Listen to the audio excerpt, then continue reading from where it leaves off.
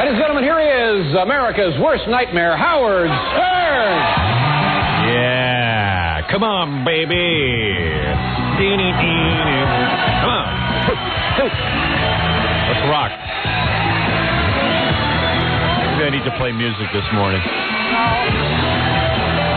By the way, thanks to David Lee Roth. That was from our Cleveland trip, the big Cleveland funeral. That was nice to hear.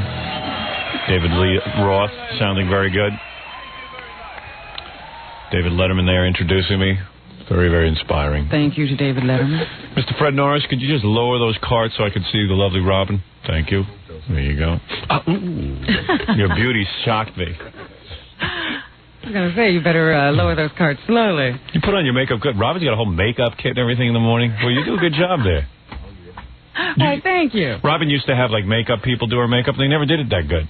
Oh, that's not true. Who do you think taught me to do this? Oh, really? Yeah. Where'd you go to learn that? I have a makeup person. Oh, really? Yeah. Oh, excuse me. I have my own makeup person. You didn't know that? My own makeup person, thank you very much. Now, the Channel 9 people didn't necessarily do it. That's what I was person there who was very good. But, yeah. Has she taught you? No. Carol didn't teach me. Elizabeth Freed taught me. Elizabeth Freed, of course, you know, of the Westchester Freed. Next is a Robin puppet for Fred, I think. I think so. Yeah. He's got so much to say. I'm working on that. He's got that impression down. Fred, can you work two puppets at the same time? I can try. All right, good for you. Fred, finding his... a little table or something like that. Finding his purpose in life. I would like to see him have the Robin puppet and the Gary puppet talking to each other. That I would like to see. There might be violence. Hello, Robin. You idiot. You should be fired immediately and beheaded. Don't speak to me. Don't speak to me, you hairy, toothy varlet. Never address me directly. Don't look in my eye.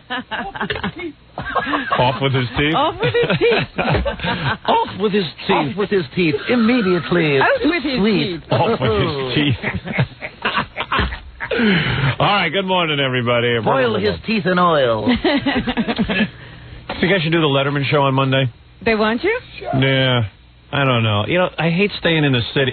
First of all, after the last Letterman appearance, I just said, Dave doesn't appear to be working with me. He's working against me. Well, this is awfully close callback. They must have liked you. Well, they called up. They wanted me for... Well, I told them... See, they were mad that I did Leno before them the last time. So I said, well, the only reason I did Leno is because Leno calls in advance. He called like a month or two in advance, told me when he wanted me, and I said yes. So they called for September. They said, okay, we're calling you in advance. We want you in September. Okay. They gave us a date in September, and we said, well, we don't know. Got nothing to promote right now. I have no reason for doing it. They said, well, how about doing it Friday? Sooner. Yeah. Since you have nothing to promote then, right. Do it now. So we said, well, Friday, I must be doing... I think I have to go for a bike ride on Friday. Yeah, got some kind of schedule. So how about Monday? So... Then I had a really cool idea for going on there, and I kind of got pumped up. At first I was like, nah, I don't want to do it. And then I started thinking about it. Have you agreed yet? No, as I'm discussing it with you. Well, that's what I wondered. Well, I mean, okay. I'm trying to get this all straight in my mind. Yeah, well, I'm me too. I mean, I don't know exactly if I want to do it or not, because the reality is you got to hang around all day. Monday's Robin's birthday. It's a whole bunch of things going on. I don't know if I can... It is? Yeah. Ooh, I forgot. One does not keep celebrate. track. I do, so I have to know when it is. I keep it here right in my IBM ThinkPad, Robin's birthday. Get that out of there. I'm not having birthdays anymore. What are you going to be, 44? Ow! I'm leaving. No, how old are you? The big 50? Yes. Oh, gee. But this is the third year in a row you're 44. Don't you insult me and say I'm 44. I'm 50. How old are you now? 42. Oy vey. Oy vey. Look at you, Mr. 40. I'm young. I want to see a birth certificate. Yeah, right. You can't read a birth certificate, you old man. Jackie's is on papyrus. They didn't make birth certificates when you were born. Yeah. Jackie only got his birth certificate last year. Social Security number's 1. Yeah. Oh, 42. That's not so bad, I guess. It's only 18 months older than you. Is that all? Yes. Boy, you really got that figured out. It's actually less. So you think I should go do Letterman or not? Well, if you want to. I know the last time you said you were only going to go on when you wanted to promote something. But I know, but then I changed my mind. I go, you know. Sure, because you've I gotta had a little distance from it. But then I got to hang around the city. The worst part of doing the Letterman show is, and I know this sounds kind of stupid, but after you get up at 4 in the morning and you did the radio show, you want to just go home. You're kind of tired at that time of the day. I am. And you got to hang around, and you got to go. It's like a whole preparation thing. And then you don't get home till like 8 o'clock, and I don't know. Well, you have to decide if it would be fun. What is it, Ralph? We could go kill some time at Scores. Oh, you. Get out of here. Dope. Yeah, just go rest at Scores. Yeah, I get a lot of rest. I barely have a voice when I get out of there. So smoky and everything. They smoke in there? Well, yeah, sure. It's a men's club. But when you were there alone. Yeah, well, I don't know. There was smoke in the room. I don't know what was going on. Something was smoking. Somebody passed me a cigarette. I might have accidentally done something I didn't mean to do. What? Yeah, smoke this. Oh, okay. Might have had a hit. I don't know what I did. Did you? I don't know what. Did you break down? I might have done a lot of things that were wrong. Oh, my goodness. I have to all. interrogate you now. No. Give me that sodium pentothal. Don't worry. I didn't break any vows. Hey, anyway, so you're thinking I should do it, huh? Well, I mean, if you find it fun. Yeah. I think it's good. See, Letterman I always think it's going to be fun, and then when I get there, it seems like a lot of work. Well, maybe you should confront him on this. Yeah, I'm going to. You know, Dave, I'm reevaluating my position on this show. Yeah. I don't know if I want to do it anymore because you don't work well with me. Yeah. Talk about that? Yeah, well, that's what I plan to talk about, actually. But, then I got to go through a pre-interview. I don't want to be pre-interviewed. Well, that should be one of your conditions. I'll do it, but no pre-interview. Yeah. That's what I want to do. There you go. We'll negotiate. Okay. Go on strike like the baseball people. All right, I'll speak with my agent later. And our agent. Because I really have been trying to keep a lower profile, but it seems impossible. You were trying to... Well, yesterday you blew it. Yeah, I know. Well, I had to announce... I had to make that announcement to the press. Otherwise, they would have hounded me. I think that was on CNN around the world. Yeah, I know. Yeah, I was on TV all over the place. Hey, Ganji, are you rolling off those tapes? We want to hear the news reports. I saw at least one... I think I saw 4. I saw a really strange news report yesterday. I was watching Hard Copy, which I've been getting into lately, watching that, because it's kind of like reading the National Enquirer. Yes. So right in the middle of Hard Copy, they go, and coming up, Howard Stern. Why is he trying to avoid the IRS? All right, wait a second. So I'm watching this, and I go, well, wait a second here. I'm not trying to avoid any IRS. I'm a taxpayer. Believe me. Is that the way they promoted it? 'Cause Wait a I second. don't remember that. And I sat and watched the whole rest of the show, and suddenly they substituted in an old Heather Locklear story. Now, I think somebody over there got a look at this story and said, man, this guy's going to sue you. I think they were trying to say that I was somehow avoiding paying my taxes. You know, that's very funny because the way they did handle the story was awfully strange. You know, the story of you dropping out of the governor's race. Hard Copy. Was just a little blurb with hardly any sound from you at all. I know. It was like an afterthought. You talking about Hard Copy? Mm-hmm. Did you see that Diane Diamond? Diane Diamond had a little report at the very beginning where she sits there and she does some anchoring. Yeah. And what'd that's she say? where they handled you and the governor's race. Oh, I didn't see that. Yes. Because it said coming up later, Howard Stern, was he trying to avoid the IRS? And that was the only mention of you during the show. And I was shocked that they didn't spend more time on the governorship. No, I think somebody pulled a story. Because I could have sued them. I mean, you can't go around saying someone's trying to evade their taxes or something. I mean, right. that's not why I won't reveal. Especially if they're not. Yeah, right. Oh, yeah, well, I got a solid case there. I pay way too much taxes. You give the government more money every year. Yeah. But no, keep a little extra. No, I'm real straight with that stuff. I mean, you got to be when you're us. I mean, because, first of all, people look into your life all the time. And secondly, we just get a paycheck. So, people, there's a document of everything we make. Yeah, there's nothing too complicated going on in our lives.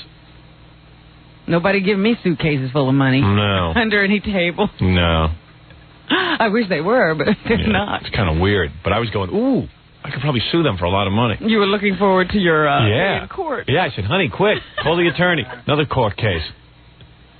All right, anyway, let me take a break here before I start getting into too much stuff. I'll play you some of the tapes. Get some people calling in, stopping by. Did you find out anything more about your status as a politician, as a possible governor of New York State? No. Nothing. Nothing more to report? Nothing new to report. I'll tell you this. Somebody called me last night and goes, now you're a power broker. A true power broker. I go, what do you mean? Who was that? I don't know. I don't want. He doesn't want me to give his name. Think about it. You have 18% of the vote. A Democratic candidate with your 18% could win, or the Republican could win. You're a real power broker now. You actually control power. You're more powerful now than you were running. Well, Senator D'Amato was trying to call me yesterday. Oh, so someone was on the phone. Oh, yeah. I also wanted to find out, I know that last night at 11 o'clock, NBC, Channel 4, WNBC, was supposed to do a flash poll. Right. Of what the race now looks like without you in it. All right, let's do a flash poll. Howard's big news. What is the result? The results are Pataki 47%, Cuomo 45%, and I think that leaves 9% undecided or 8%. Is that right? Like that, yeah. So you know what that means. I had it really didn't make a difference whether I ran or not. That's what I was trying to say. My vote didn't take away from Pataki or Cuomo. It was the disenfranchised vote. Did you see Pablo Guzman's piece on Channel 4? No. It was really good. He just said, there were a lot of people who don't normally vote really looking forward to voting this year. It was really bringing a lot of people into the process. He was really bummed that I wasn't running. Well, Pablo. I was too. How do you think I felt? And then still I was reading David Hinckley in the Daily News, and he was saying, this was how it was planned all along. Howard was never serious. It had to be. And, I don't know how to say this any more simply. I really think I would have been governor. I know you think I'm lying when I say that, but I'm not. I think I would have won. I never would have gotten in it to lose. I think I could have been the next governor of New York. I know, I really know resent. How you see this. It's like each individual person being in that voting booth saying, wouldn't this be a pisser? Yeah, that's exactly how I see it. That's exactly how I see it. I can read you. Did you know that the booths, when the polls are open, the bars are closed? That's right. They're saying we need drunks. Yes, Jackie's talking about the drunk vote. I also knew that the day before election, I would have gotten on the air and just said, dude, let's make this happen. Why can't you still do it? There's a write-in policy. Well, let's see. Well, maybe we can. That's what I'm looking into. Would you just... You're getting too upset. I just have this feeling because everybody was just saying that it was over yesterday. Well, I didn't. If you listen carefully to my speech, of course you were sleeping. If you would listen carefully to my speech, at the end I left it very mysterious, very open. Yes, but I was just talking about the news reports. All the news reporters put the last nail in your coffin and threw some dirt on your grave. Well, let's see what happens. Let's see. That's right. That's right. Did you go out and have people find out how people felt about your getting out of the race? As a matter of fact, I did. Did you? Oh, yeah. Oh, good. I'd like to hear that. Tape recorder wasn't working. I just asked people, You did a personal. Yeah. In fact, we did that instantly yesterday for the E-show, as a matter of fact. At the end of my press conference, there were various people. Oh, I did see the E-cameras out on the street yesterday. Yeah, that's what we were doing. So we have some tape of that as well. All right. Audio tape. All right, very good. We have a lot to do today. Let me take a break because we're talking way too much. All right. We have an agenda here. We have to sell a few products. We'll come right back and get things going right after these words. Doing a little work on my computer, Robin. Got a couple of notes. Do you think it's right to work on your computer while we're doing a show? Well, yeah, because that way it frees me up later in the day. I don't have to do any work at home. I can be free to just relax if I get all my work done during the show. I see. Yeah, you have to get a little pool time in. Yeah, I'm trying to do 2 or 3 things at once so I can make sure later in the day I'm freed up. All right. If you think you're a man capable of handling more than one thing at a time. I love this new computer technology. I truly do. I'm in the middle of still trying to get the E-network. I still wonder when I'm going to have a computer like the ones I see on TV. I have them. No, I don't think so. Oh, I do. Right here. I see computers on TV that do everything. Tell me what my computer can't do. No, I'm just saying, What? when you sit down in the movies or on TV, Yeah. when you sit down at a computer, it does everything. Oh, I know what you mean. Like, you're talking about like in Ferris Bueller when the kid goes and changes his grades. Yeah. Now, do you think I could do that with my computer? Your computer? Can I go call the Pentagon and start playing war games with their computer? You're having trouble just typing into your computer. Woman's been writing a book for the last 7 years. One finger at a time. Right. Robin wants a computer, I think, that she can date. That's what I think she's looking for. No, you can't have that. Yesterday I saw the most delightful story. You know, you never hear good things about kids. Yeah. But they had a story on this, like, computer genius group of kids. Yeah. And they go and they give their time. And they set up whole computer operations, like at YMCA, so kids, you know, disadvantaged kids can learn how to use computers. And these kids actually figured out how to make a black and white printer, a color printer. Really? Yeah, and they're all self-taught. Cool. Makes you feel good. They're probably Yeah. Asian, right? No, they were regular white kids. March, something will happen to them. They'll be wiped out or something. Regular white kids. Really? Regular white American Regular kids? white kids. Wow, good for them. Good for these regular white kids. Regular white kids. All American. Regular white kids. Thank God. That's right. Thank God. Finally, white kids do it. Finally, white kids, you know, doing something good. All right, good. Normal white kids. Regular American white kids. Well, they didn't have accents. There you go. Yeah, real Americans. Real Americans. True Americans. All right, very good. I know, because I watch the news, and the only thing I see on TV is kids who are not true Americans. Here we go. Here we are. All right, where were we? Oh, listen, so finally, another word on this governor thing. I'm reading a letter, and someone wrote a letter to a newspaper and said, you know, Stern's finances are his own business. And I'll just read you a portion of this. Okay. It says, indeed, why should Howard Stern allow his competitors to view his financial assets and trade secrets, none of which is being used for political purposes? He can't give a competitor an unfair advantage. Why then criticize Howard for using the judiciary to resolve the issue? Which is true. What's wrong with going to a judge and saying, I've got a special circumstance? Let's take a look at the law. Is your law really saying is it doing what it's supposed to do? This guy says, have we forgotten about the Pentagon Papers? I never knew about the Pentagon Papers. Well, how does that fit in? Have we forgotten about the Pentagon Papers? I don't know. Read on. Maybe it'll come clear. When fellows like Al Sharpton fail to file financial disclosure or Mario perennially filing late, where was mention of this in the Daily Gazette? I think this is from Albany. Well, he says, at least we learned that some folks at the Gazette listen to Howard Stern. That's a step in the right direction. Perhaps then you could understand the actual basis for the Stern candidacy, the issues of free speech and the basic right of citizens of New York to have a choice of candidates. Considering the present crop of politicians, what's wrong with this? And that's the problem with this law. The judge was unwilling to even listen to me. He didn't even look or listen? No. What? There's a very interesting phone call that has nothing to do with what we're talking about. Yeah. It's a very, very distraught woman from Minnesota.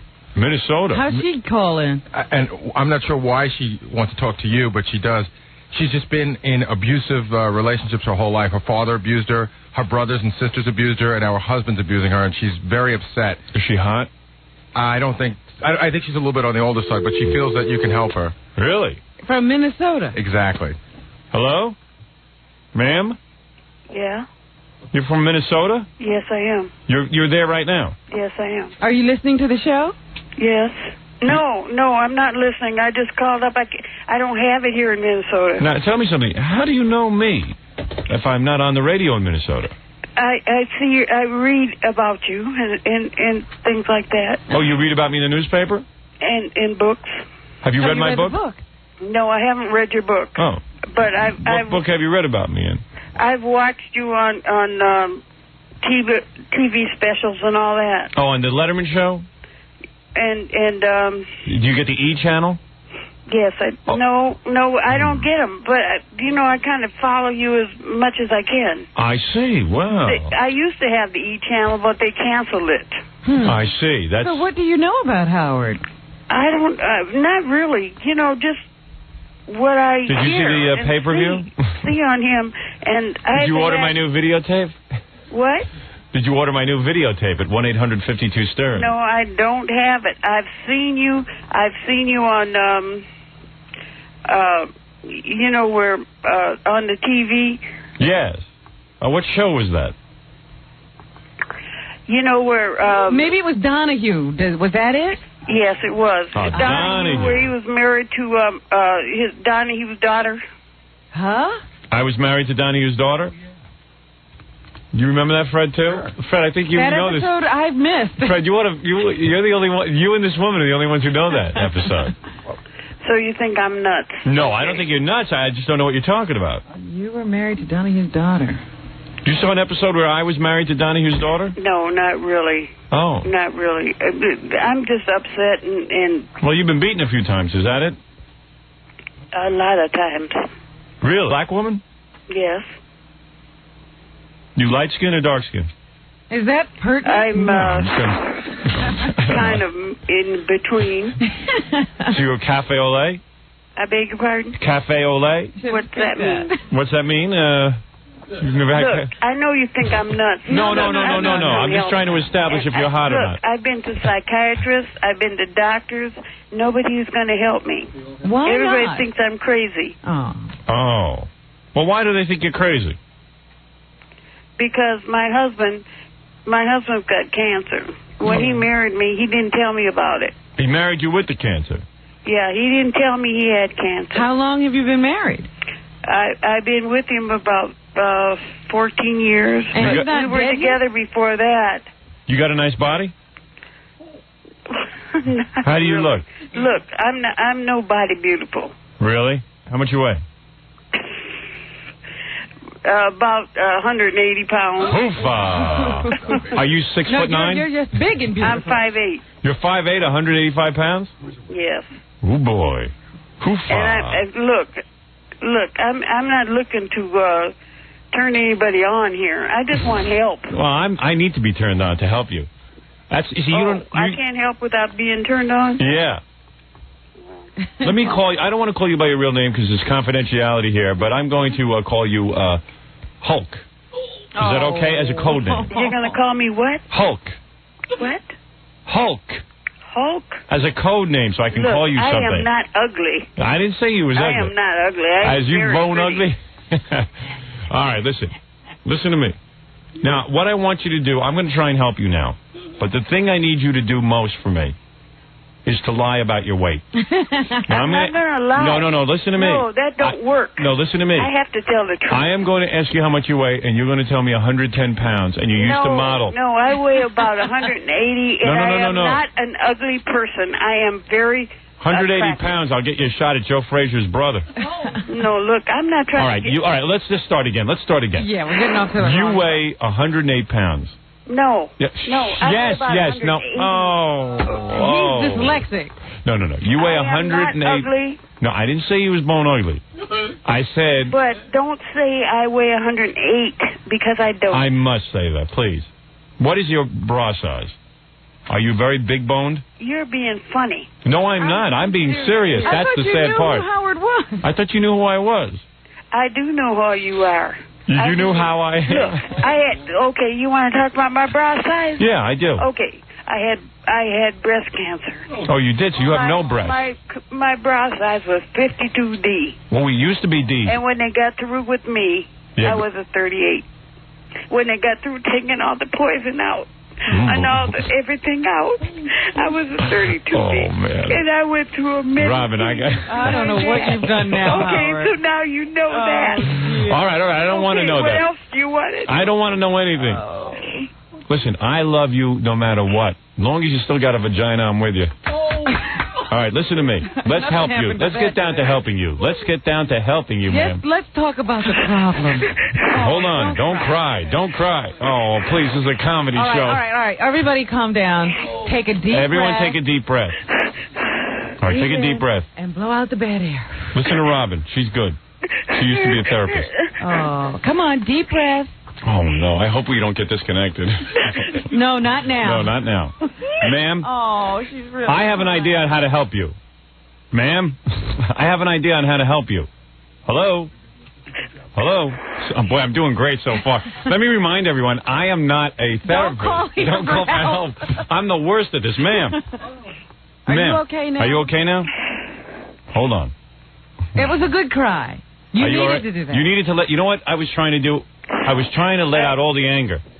That was good. Is all the anger gone?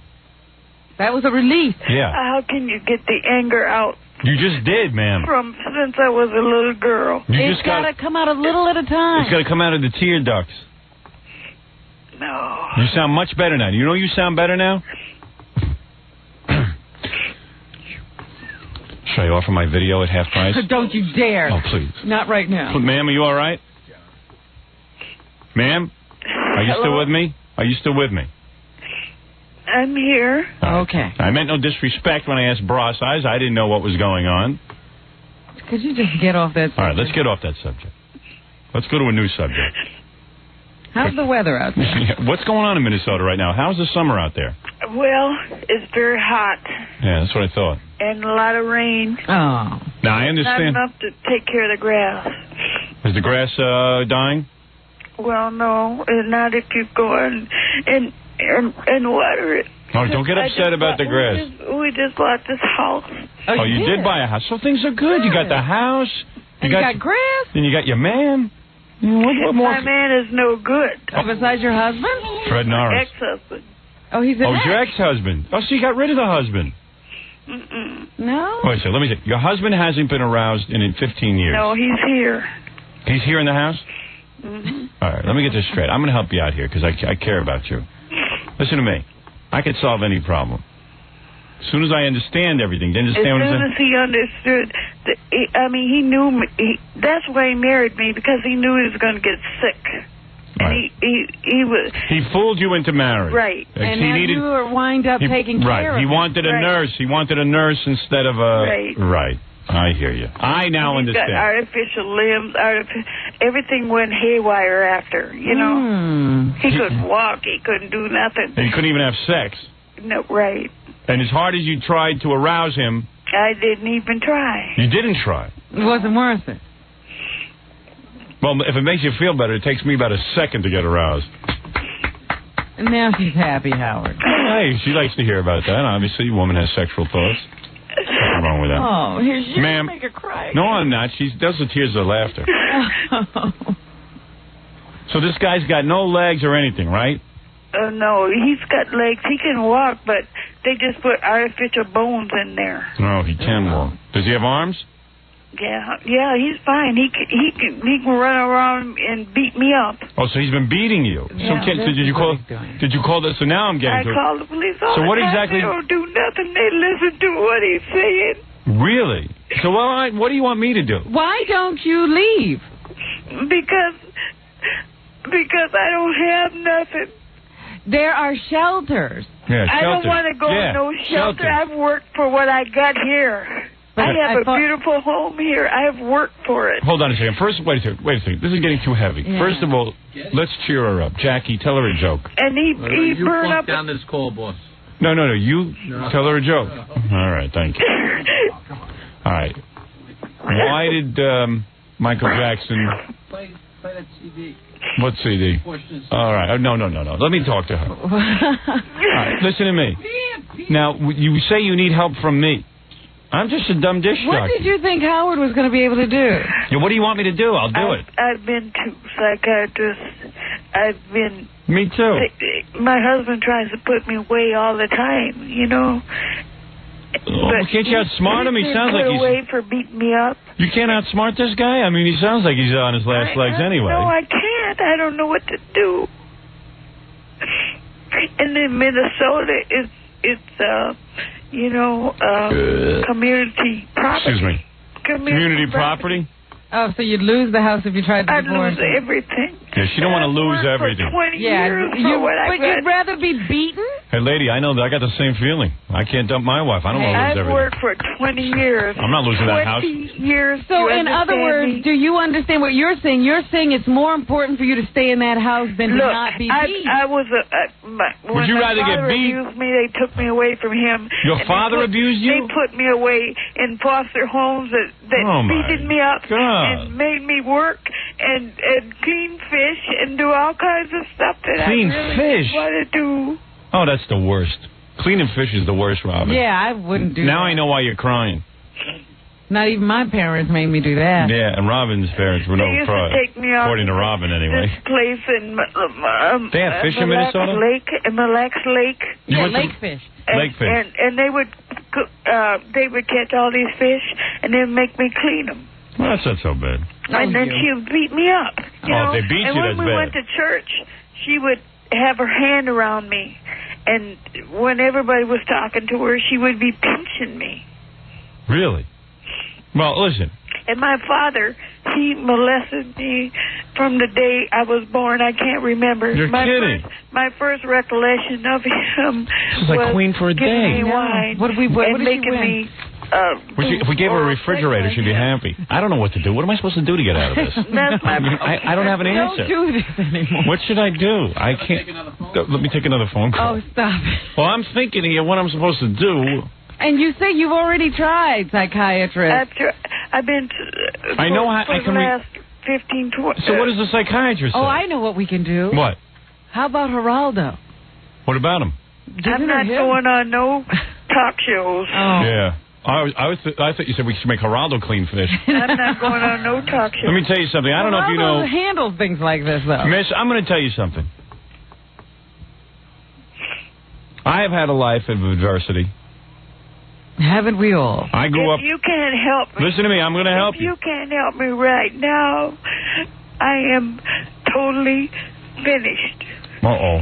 What do you mean What does finished? that mean? That means that you're my last hope. Me? Oh, right. Well... Now you must rise to the occasion. What would you like to see happen? maybe you should call a morning zoo. Let me see. Let me what see. would she like in your... Tell me what to do. You know, in your dreams, what is the best... Yeah, what is the solution to all this? I got to be honest with everyone. I don't know what to do for the woman. I don't know what to It do. sounds to me like you want your house and not your husband. You want me to kill your husband? In the state of Minnesota, it's... Do you want me to kill your husband? Property. Do you want me to kill your husband?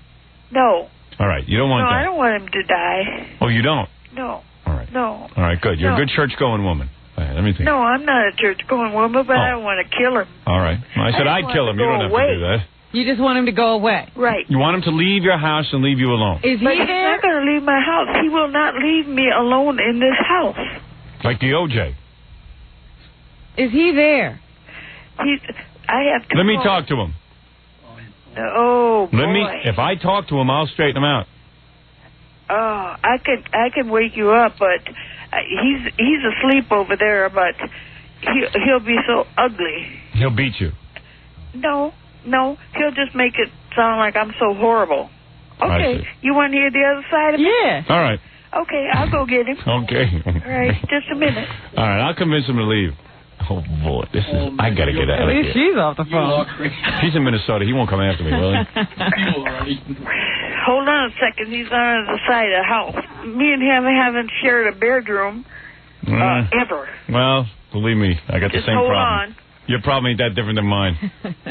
You've been looking for separate bedrooms, actually. Actually, that sounds good. Made the move you want. Why would you want to sleep with the guy? All you got to do is cut the house in half. Put up a curtain. You already got separate homes. Let me see if I can get this guy out of the house, make her happy. Hold on, she's going to get Joe. I'm going to tell him we're broadcasting from Greenland, just so he can't find me, all right? So nobody say New York or anything. And don't mention my name during Get this. an accent of some kind. Yeah, all right. Let me just handle this, okay? Hola, Joe. Hola, Joe. Mis avíos de pesca en la cocina. We are coming from Puerto Rico today to be on the show. I'm going to disguise my voice. Hurry up, Joe. Come on. Come on, tell him we're on the air. Uh-oh. I hope you don't beat her after I speak to him. Geez. I'll tell him I'll come down there and kick his ass if he doesn't leave her alone. What do you think of that? Or over there, wherever it is. Yeah, I'll tell him, like, and you tell him I'm like 6'5". I used to be a professional wrestler. Master. You tell him I'm Hello. Yeah, hi. This is the Howard Stern. This is the Joe Frazier radio show. How are you? Fine. Now, listen, your wife's calling me up for some advice on the radio. Just a minute. All right. Okay. I don't have I can't listen to what you're saying. Let me talk to him. I have other phones. This is between men. Okay. All right. Yes. Hi, listen. Your wife called up the radio. She's upset. You know why she's upset? No, I don't know. You know why. Woke up. You know why she's upset? She's upset because she feels the two of you are not getting along. She's afraid of you. You don't have sex? Yeah. She wants you out of the house. Do you know about this? No, I don't know anything about that. Well, she's upset. The woman is beside herself. Listen, she's a nice lady. She just wants to go about her way. She doesn't wish you any harm. She's through with the marriage. She doesn't want the marriage anymore. Did she ever say that to you? No, I don't know anything about it. I'm handicapped. I know you are. Now listen, is there a chance that you could move out of the house and leave your wife alone? Well, the house was built for me because of my condition. I know. Well, the thing is, can you build a different house with your condition? Isn't there someplace else for your condition? Yeah, leave her alone already. She wants out. She says you beat her. Do you beat her? Huh? Do you beat her? No. You don't? No. You sure? Huh? Yes. My folks know me. Yes, I swear to God I never beat my wife. No, I have never. I don't beat on my wife. You don't? You don't punch her? You don't punch her? No, we had arguments, and sometimes she falls, my wife, and I don't know why she keeps calling you people. We've been to court over this 50 times. All right, now listen to me. Listen to me. Here's what I'm saying. You sound like a nice guy. Your wife sounds like a nice woman. I'm going to tell you something. I'm a professional karate man. I don't want anybody getting it. I'm not threatening anybody here. I would never hurt a fly. But I don't want to hear that you and your wife are hitting each other. I might have to call the police. Why did she fall? I don't know. My wife may have a problem. She's going through what they call menopause, my mother said. Oh, she menopause. Has flashes. Oh, she has flashes. Why don't you say that? Well, I don't know. I'm sleeping. Why do you people think she's been doing this for the last month? And she's been to therapy. She's been to everything. I don't know why she keeps calling and wakes me up. Has she had sex in the last 15 years? Huh? Does she have sex? I don't know. I had all this up. I got Paget's disease. I'm deteriorating like cancer. Oh, you got the cancer? Yeah. Oh, you do have cancer. Why don't you say so? Well, then why do you people keep calling me? I'm talking No, I didn't call you. She called me. I don't know anything about this, what she does. I see. I had a hard time getting out of my bed. I got everything from the hospital that rises my bed up in that. All right, listen to me. Just behave yourself. That's all I'm saying. Let me speak to your wife. Let me speak to your wife. Who are you? This is the radio show. Talk to any attorney you want. Your wife called me and said, would I talk to you? I'm talking to you. What do you want from me? I didn't call you. Your wife wife called me. No, she called you. You didn't call her. No, she called me. No, they say that you called them, Emma. See, she don't know. She forgets. Put her on the phone. Let me speak to her. You're all right. Let me talk to her. Now, don't you go come and threaten me what you're going to do to me. I'm not threatening you at all. I wouldn't hurt a fly. I'm saying just be nice to her. That's all. I've been nice. All right, so what do you want? Everything and put them through college. But what do you want from me? She calling me. I don't know. You're the one that said that she called you. I am saying she called me. I do a radio show. Come on, let me speak to your wife. And I'm not revealing my finances either. Well, I don't understand you people. I don't either. I don't know what's going on. Well, then you should talk if you don't understand. And she said that you called her now. No, I'm right in her room. She called us. We called her back because she don't have the money to pay for the call. We call her back and we put her on. She wanted to be on. She saw me on. Well, here then. All right, let me speak to her. This is crazy. I got to get her a therapist or something.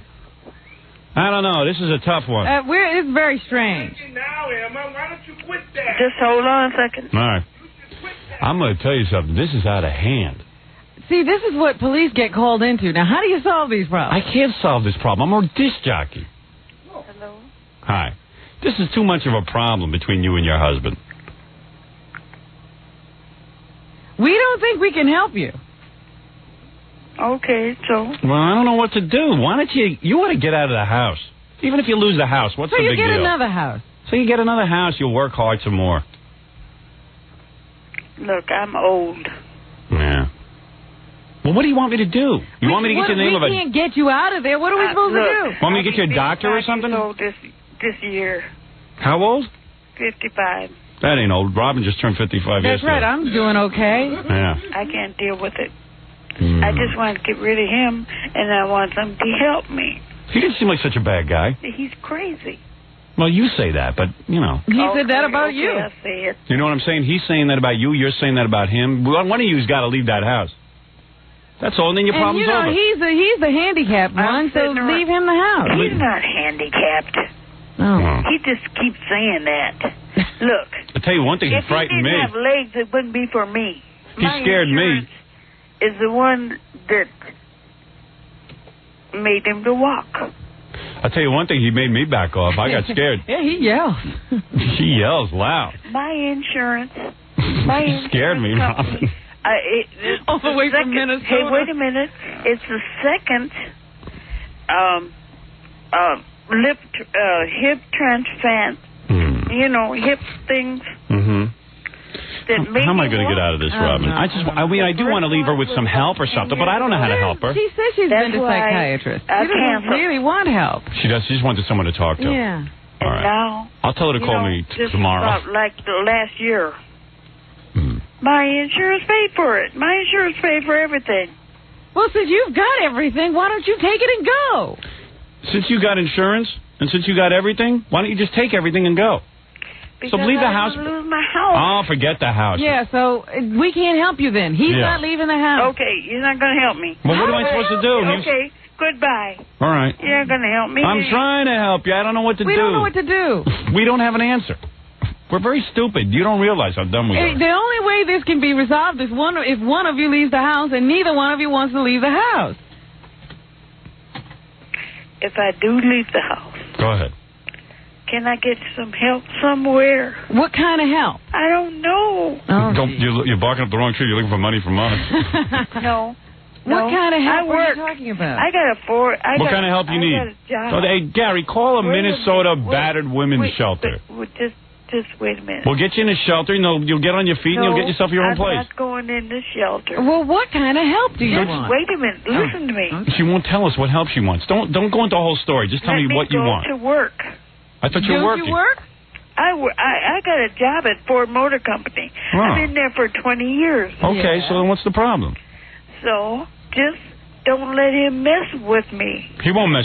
Listen, we're going to put you in touch with a local social worker. Gary's going to pick up the phone, okay? And they're going to work with you to get you out of the house. How's that? Good? You like that answer? As long as I can work. All right, good. My money. Yes. Take care of myself. All right, okay? hold on. See, I knew I'd find an answer. I'm putting it on Gary. Hold on, Gary's going to help you. He's good at this. Yeah, hold on, all right? He's a professional. Professional what? I don't know. Hold on, okay? Told you I could help you. See, aren't you glad you called? Aren't you glad you called? No. Well, yeah. Yeah, okay, hold on. Hey, Gary, get her number and then call like Minnesota. You think that helping business is easy? Well, you know what you do. The way they handle it on other shows is they just go, we are going to give you a number for a referral. And when that husband started yelling at me, I started heading for the hills. That's, you see, you talk about the O.J. Simpson case. That was the phone call. When you got a guy yelling at you like that, you think it's easy? There's no reasoning with that. Well, this is what I said. Now they will have an argument and the police will be called, and you're supposed to go in and sort that out. And when I said to him, look, I'm not threatening you. All I'm saying is I'll call the police. He was like, hey, man, I'll kick your ass. I'll call my lawyer. Don't you come down here telling me you threaten me, tell you what you do with me. And, hey, who knows? You know, that guy might be right. How about if he's got a wife who he's not threatening? Who's out of her mind. Right. Who knows? He doesn't know. I don't know the answers to these questions. I was just trying to reason with the guy. Sheesh. But if my wife woke me up and put me on the air, You'd be that crazy. I'd be that crazy, too. So I don't know. There's only one solution. What's the solution? Pretend it was a phony phone call. Let's hope that was a phony phone call. I hope that good acting. Yeah. Good acting. Yeah, there you go. Good acting. What do I know? Man. What do you mean I suck? What happened? She's like, you know. Well, I don't know what answer she wants. I couldn't give her one either. I said, I'll call you back in a little bit. And she said, no. And I said, she goes, I need help now. And I said, well, I can't help you being on the phone with you now. I got to get off and make some other calls so I can help you. Right. And she said, you don't know the Minnesota state laws. I know we don't. So let us get somebody who does. You know what you ought to do, man? Seriously? Help her out. You know what you do? Call, Who do you call? Who is the person? Call a social worker. You know what? Rip up the phone number. And if she calls back and just Yeah, what are you going to do? Call somebody. And call somebody so it's off your conscience. I will. And then let them worry about it. And they'll rip up her phone number. I mean, what are we going to do? If you don't want to leave the house, what do you want from me? Give her 516-922-WINE to At call. least she'll get a little laugh. Yeah, she'll get a joke from Jackie. I know where Jackie will be appearing. Right. All her information that you need. That's help. Maybe we can Give her 1-800-MATTRESS. She's awfully asked us for saving. And that was good fun, though. Oh, yeah. I liked when that guy was yelling at me. That was pretty wild. Like, whoa. That was a party. Who are you? Stop calling me. They called us. I know. What are you doing calling me? And then we were nice and we called her back so it wouldn't be on her phone bill. And then she lied and told us. She lied and told her husband that we called her. Trying to get us in trouble. He sounded more normal than she did, didn't he? Yeah, he did. I thought he was going to be a wacko. Yeah, so did I. You know what? We didn't even call her back on her. She just lied outright. Yeah. I know. Well, you know what? We have a better phone call coming up right now. Oh, What is that? We're going to talk What's the problem on this? No, this one's a lot better. If it's a problem, I'm hanging up.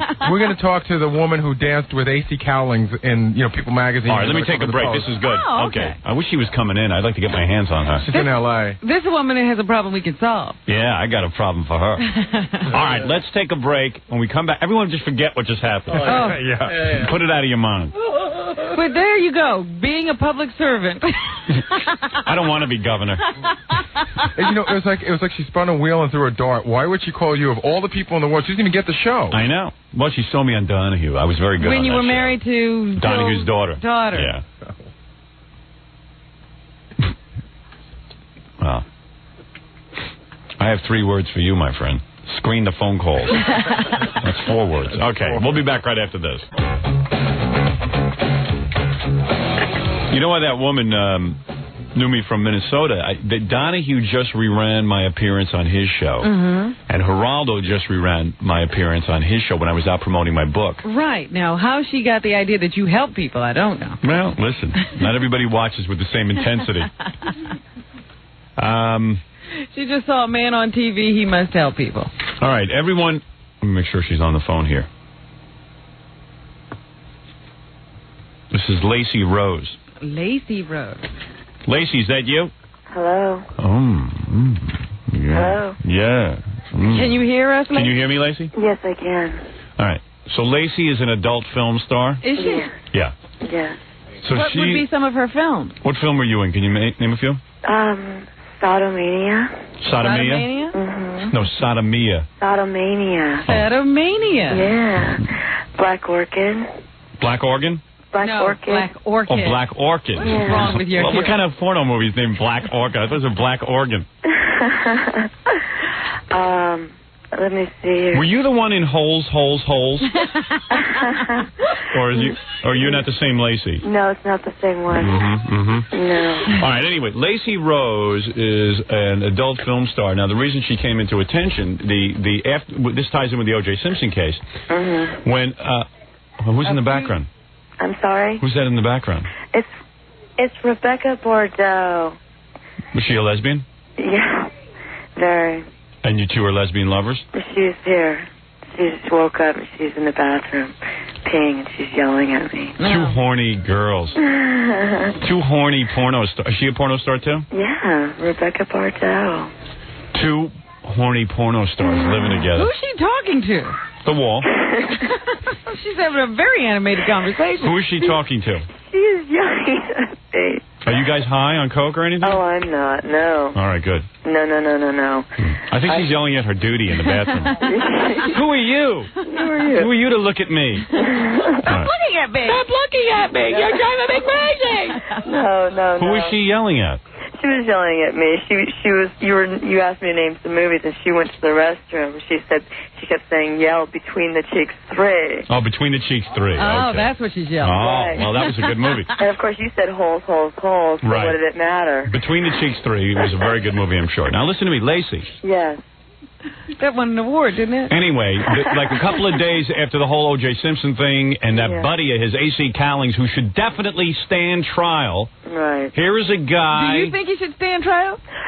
You know, I really can't honestly say. A.C. Can you I imagine? think he's a pretty good friend. A.C. Coward. A.C. This Coward. guy, if he has any information, O.J. talked to him in the car. Yeah. If he has any information, he should come forth and speak. Whenever someone is murdered, the right thing to do is to tell everything you know. Spill the beans. Instead, he says, I'm not talking to anybody. O.J., I'm my friend. Well, let me just tell you a few things about Al Cowlings since the infamous ride down the freeway. Yeah, what about him? He has been partying up a storm, according to gossips out in Los Angeles. Yeah. He recently went into an exclusive men's store at which he had never shopped and dropped a bundle of money. No. Really? Yeah. Where's he getting all this money? No one knows. right. Everyone says to this keep is the it down guy. quiet, don't you think? This is a guy. This is a guy who used to open doors for O.J. And now he's running around partying hardy at places that he couldn't get into on his own before. Well, now he's a star. And now he's shopping at places he never shopped at before. Right. All right, listen. Oh, yummy. You like it? I heard about you. Yeah, I'm sure you did, honey. I heard about you. Why didn't you fly in here? You should have flown in. They didn't want to fly me in. He called me and said you were going to call me up. Yeah, well, we're not going to fly in. We have no money. That's okay. Who do you think we are, O.J.? No, well, Or you Al? know, you never know. OJ's in jail. At least you're free. All right, anyway, what are you, a blonde? Yes. What's your measurements? I'm 5'8", 34D, 24, 34. Blue eyes. Implants? Absolutely. You like it when those guys give it to you in the movie, right? You know, I like it, period, but it's fun. It's fun, huh? Mm-hmm. Oh, so it doesn't have to be with a camera. You like it anyway. Yes. You'd probably do it with me, wouldn't you? No, but I'd like to meet you someday. How come you wouldn't do it with him? Yeah, you do it with every jerk in those movies. Every jerk. No, there's only a few people I've worked with. Oh, and you were really attracted to them. All right, anyway, so. Okay. Anyways. Why does a porno star? All porno stars say they like it all the time. Yeah. I'm beginning to think that's the porno lie. It absolutely is. According to not Marilyn Chambers, I think it was the one who was in Linda Lovelace. She says they hate guys. Okay. You know. Did you have a good relationship with your dad? Yes, I did. Really? Where's he now? Dead? No. Killed himself. No, Newport Beach. Really? So he's still alive and he's very proud of your career? I wouldn't say he's proud. My family says whatever you do, please be safe. But they let me lead the life that I want to lead. As long Do the guys wear rubbers in these movies? Yes. They do? I demand it. Really? Do they show that on camera? Yes. Really? Yeah, I mean, it's a wave of the future, and I hope that more people start doing it, because the next generation will be watching our adult movies and wondering why are they not wearing a condom. It's the wave of the future, And it should. Is it the wave of the future? It should be something that is acceptable. You know what I love? I love a responsible porno. Yeah, me too. I dig her. All right, anyway, so listen, the reason we have Lacey on the phone, if you remember, there was a picture of A.C. Cowlings at a porno party. Right. It was a porno... Wasn't that an award show? A porno award show? Night of the Stars. Night of the Stars. So there's this hot blonde that AC is dancing with, and all you see is her back. He's dirty dancing because his leg is... Yeah, he's dirty dancing with her, and I said, ooh, and I'd like to give it to her. Oh, I wish you were here now. I swear to God, your head would be spinning. What I would be doing to you right now. Well. And believe me, I do whatever I damn well please. Dancing, right? So what happened? Like this girl's got some hot little party body. Mm-hmm. Ooh, I'd like to get that. Just give that to me once. Mr. Stern. I was with my wife last night. She had on a thong panties or something. Yeah? Yeah, but, you know, she's had 3 kids. Well. I mean, she looked... And what did you say to her? I said, what are you doing in a thong? She goes, you're supposed to compliment me. I said, that's what I'm complimenting you. Get out of that. I ripped it right off her. So what are you, a porno star? Hey, what are you telling me? You were part... Let me just find out what happened that night. Okay. You were dancing... What happened? A.C. Cowlings came up to you. You probably didn't even know who he was. Actually, I didn't at the time. He was introduced to me apparently right after he got there. And how did they introduce him? As AC first. And I didn't know. I said, who is AC? Was he an air conditioning repairman?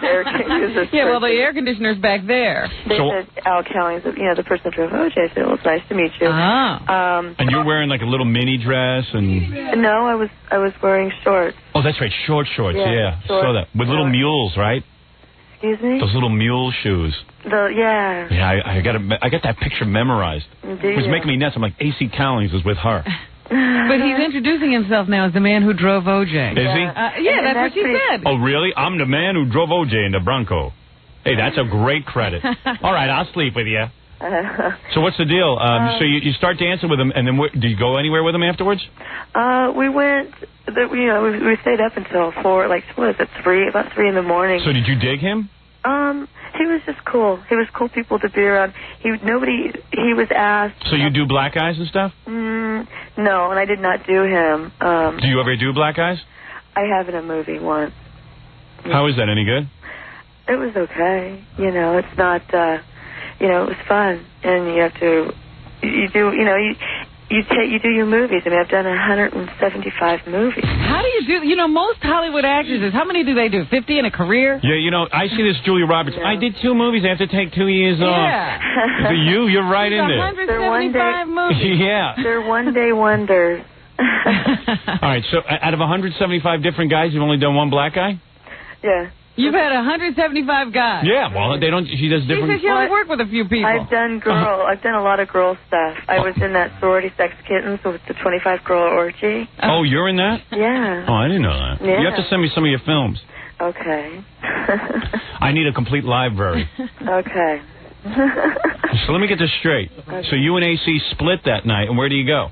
We split with a bunch of people. We went, ended up jacuzziing for a while. Whoa, Where were you? Wait a second. Let me hear the fun everyone's having. I got to start having fun. I want to be doing these things. Fun? No. You're going to go do Letterman Monday? Oh, man. You want me to do Letterman Monday? I think you should. Do Letterman. Oh, you don't think you should? Robin, I was talking to Lacey. Oh, sorry. You're making decisions with her now. All of a sudden, she's my career advisor. You think I should do Letterman Monday? You might embarrass Letterman. You are I need you around me constantly. You do. What are you saying? So you and AC go back to what, his place? No, we were there at the Sheraton. We all went and a bunch of people. You went to the Sheraton? They were at the Sheraton. That's where the party was. And you went out to the pool? No, there was a jacuzzi up in one of the suites. Oh, so someone had a big master suite? Yes. And with a jacuzzi, how many does this fit? It's at 4. Wait a second, let me get this straight. So you get to the room. Yes. You're claiming that you, AC, and what, 2 other people or 4 other people? Mm-hmm. You get there, and then someone said, who suggests that you get into the jacuzzi? Me. All right. You say, hey, guys, let's get in the jacuzzi. So do you take off your clothes? Yes. You were completely nude? Yes. And you jumped into this jacuzzi? AC got naked, too? Yes. Oh, boy. Actually, he kept his briefs on. Oh, he did? Right? He kept his briefs on? His briefs. Did you think that was strange that he kept his briefs on? Boy, oh boy. Do you think that maybe, who knows what he was packing? You know. You are a fun girl, aren't you, Lacey? A little bit. You like to go into a room and take your clothes off, don't you? Okay, so. You got any herpes? I said, do you have any herpes? No, I don't. How do I know that? Well, you don't, but I do. And I don't have any reason to tell you different. You got vaginal warts? No, I don't. You have I've never had anything. How is that possible, Robin? I'm sure it's possible. I'm sure it's possible, but I've never, it hasn't happened. She could be the lucky one. And I have been very lucky. I mean. Really? Yeah. So AC is in his briefs in the tub? Yeah. And did The jacuzzi. the two of you start kissing and stuff? No, we didn't. You didn't do anything? No. Was he with anybody? No, he wasn't. What? He's just sitting there? I don't get it. Doesn't he put? He was kind of a little intoxicated. He doesn't rub your leg or anything? No. And if he did, I would have backed off really quick. You would have what? My girlfriend would have killed me. Oh, you have a girlfriend? Yeah. Oh, you're a real hardcore lesbian? Rebecca Bardot. She's awake now. Is that her? Yeah. What is she wearing right now? She's not wearing anything. She's naked? Are you naked? Are you naked too? She had a show. She had a show tonight. She was featuring at Bob's Classy Lady. Are you naked right now too? No. What are you wearing? Stop it, okay? Please. Spank her. What's she doing? Spank her on her ass. Spank her. God, she's being really. Spank her. Spanking her. Tell her she's a bad girl and spank her more. She is a bad girl. Go to your room. Go to your room now. Hey, when you girls are in the movies, do you stick to the script or do you improvise? I'm sorry. Please go. Go to your room now. Go. Hey, kiss her. Kiss her for me. No, go to your room now. She's being bad. Hit her. She just. Oh, shut up. I don't want to hit her. Punch her in the head. Please stop it now. Is she all right? Yeah, Maybe she's got appendicitis. She's being kooky. And she's showing off for the radio. She is. Yeah. Always the actress. How old are you girls? I'm 25. How old is she? She's 26. She's been 26 for the last 6 years. Well, she's holding. 26. 26 and holding. Yeah. All right, let me get this straight. Okay. You girls are laying in bed together right now, naked? We were, but I came out to the couch. What are you wearing? Nothing. Oh, you are naked. Yeah. Don't you sleep naked? Do you, Howard? No. I sleep with a lot of stuff on. Like your briefs on. No, it hurts my genitals to sleep naked. It really does. What does that mean? They hit up against the bed, and I don't know. It just doesn't sleep. I need underpants and sweatpants on. Yeah. I'm like AC in the tub. Lots of protection. So why would AC cover up his genitals? I mean... Well, I don't know. Why don't you ask him? No, I'm asking you. I mean, I don't have him know. on the phone. Was he talking about OJ at all? No, he wouldn't talk about it whatsoever. And so you're naked in the tub and stuff, and like, is he going, baby, you look really hot? And no, I mean, he didn't make it. I don't get it. I mean, there were come on remarks. I'm the kind of person that can, turn people, to, you know what I'm saying? So that was the end? I mean, after you guys were done with the tub, you got out, you dried off, and then went home? No, I sat there for a while. Talked? And talked with Portia and some other people. Some other porn girls. Well, Portia was there, Ron Jeremy. And, Ron. He's everywhere. Yeah, he gets into everything. I know he does. He's trouble, huh? All right. Anyway, so that's the story, huh? Yeah. All right. Well, come in and see us sometime. You're in New York? Yeah. Yeah. Okay. All right. Well, thank you for calling me. All right. Thanks for the exclusive night of AC on the Town with Lacey Rose. You're welcome. Take care. So long, Lacey. All right. Bye-bye. Bye. Well, that's her story. She says she ended up in the hot tub with AC, and he's naked. He kept his briefs he kept his briefs on, but she was naked. Lacey and AC. Their night together. They would have been a cute couple. Right.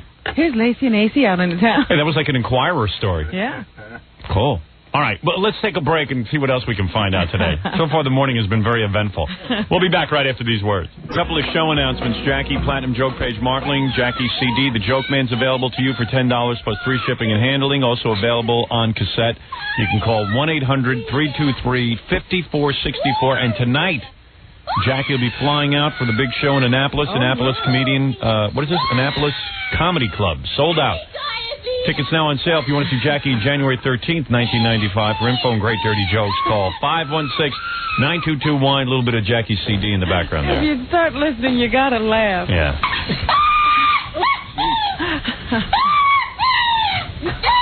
Jackie, that's his trademark when he laughs at his own jokes. Yeah. All right, there he is.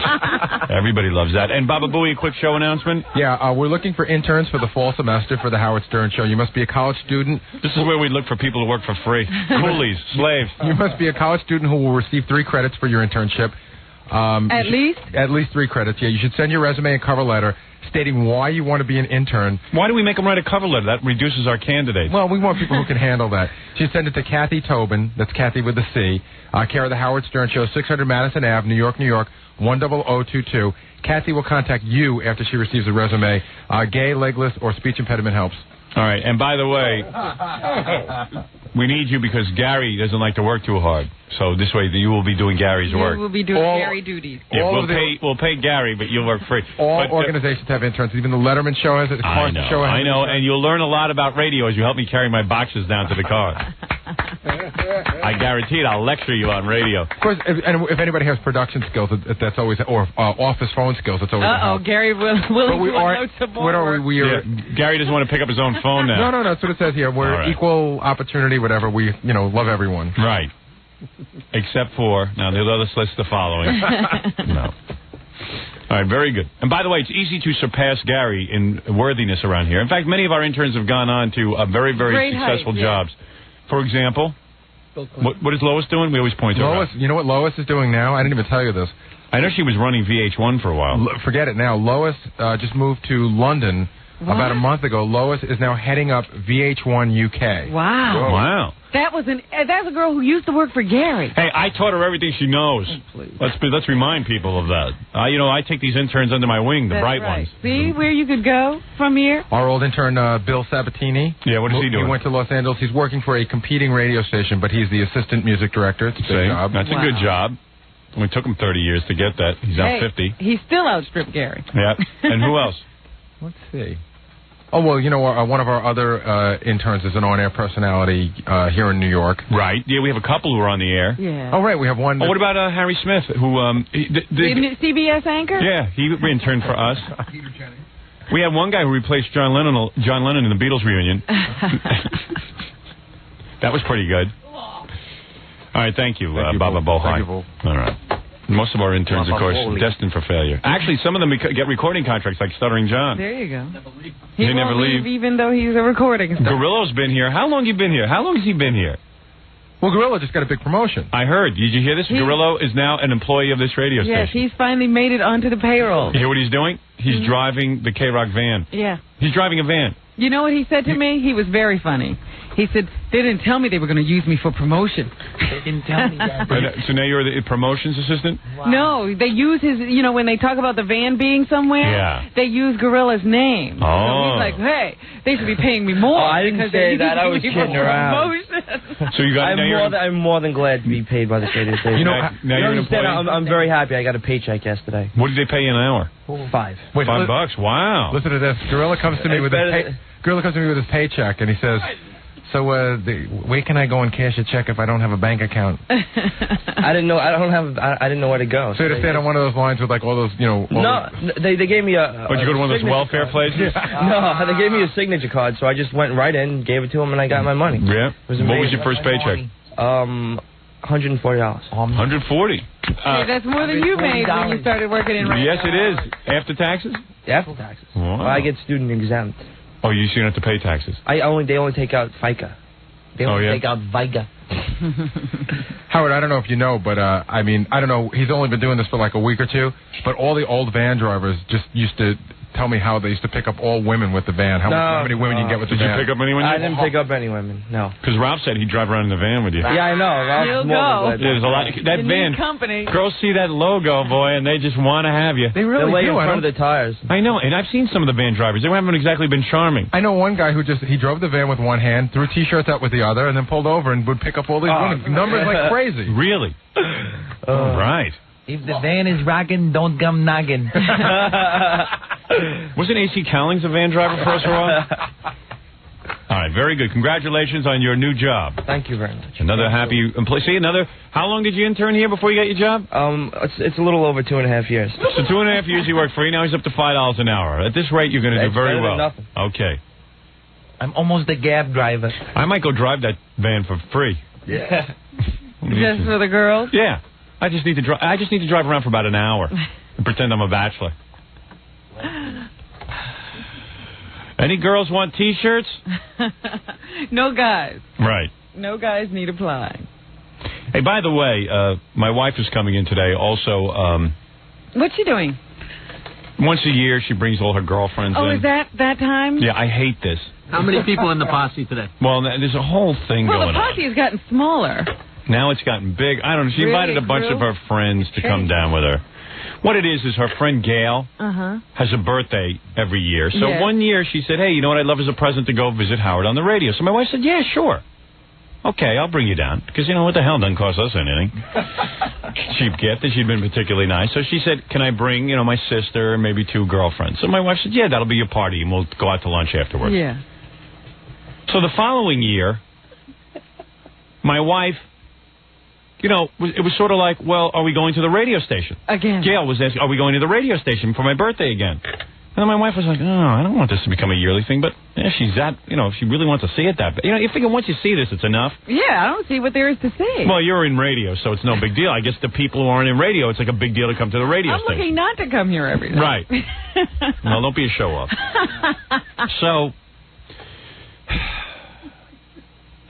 So my wife was like, I don't want to be obligated to do this every year, but what the hell? We'll do it. So she does it a second year, and they come down, and it was a whole big thing because Gail got to make her little guest list of who got to come to the radio station, and then Gail... then she brokers it into a little power thing where so then she can dole out the invitation. Yeah, so wait a second. And then Gail started having her father call in, and it became... During the appearance. So my wife started getting real resentful. She started getting like, I don't want... You know, my wife's kind of hoarse. You'll hear her later. She goes, I don't want Gail every year with her father. She started getting jealous, I think. Oh, no. Or upset about it. I don't think her father's been on the show, has he? No, and it became a thing like now every year, you know, you had to have... It became like a thing you had to do. It was tradition. Yeah. And my wife didn't... You know, my wife felt it wasn't being appreciated because... What? Well... She didn't think it was being appreciated because it became like an expected thing. Like, oh, we get to go to the radio station every day. It wasn't special. Because it was just mandatory. Yeah. So this started going on every year, and my wife kept complaining, you don't think this is special. You think you're supposed to just get this. And then my wife couldn't even invite any of her own friends down because it was Gail's party. It was Gail's friends who came down. So Gail had control of the list. Yeah, it was ridiculous.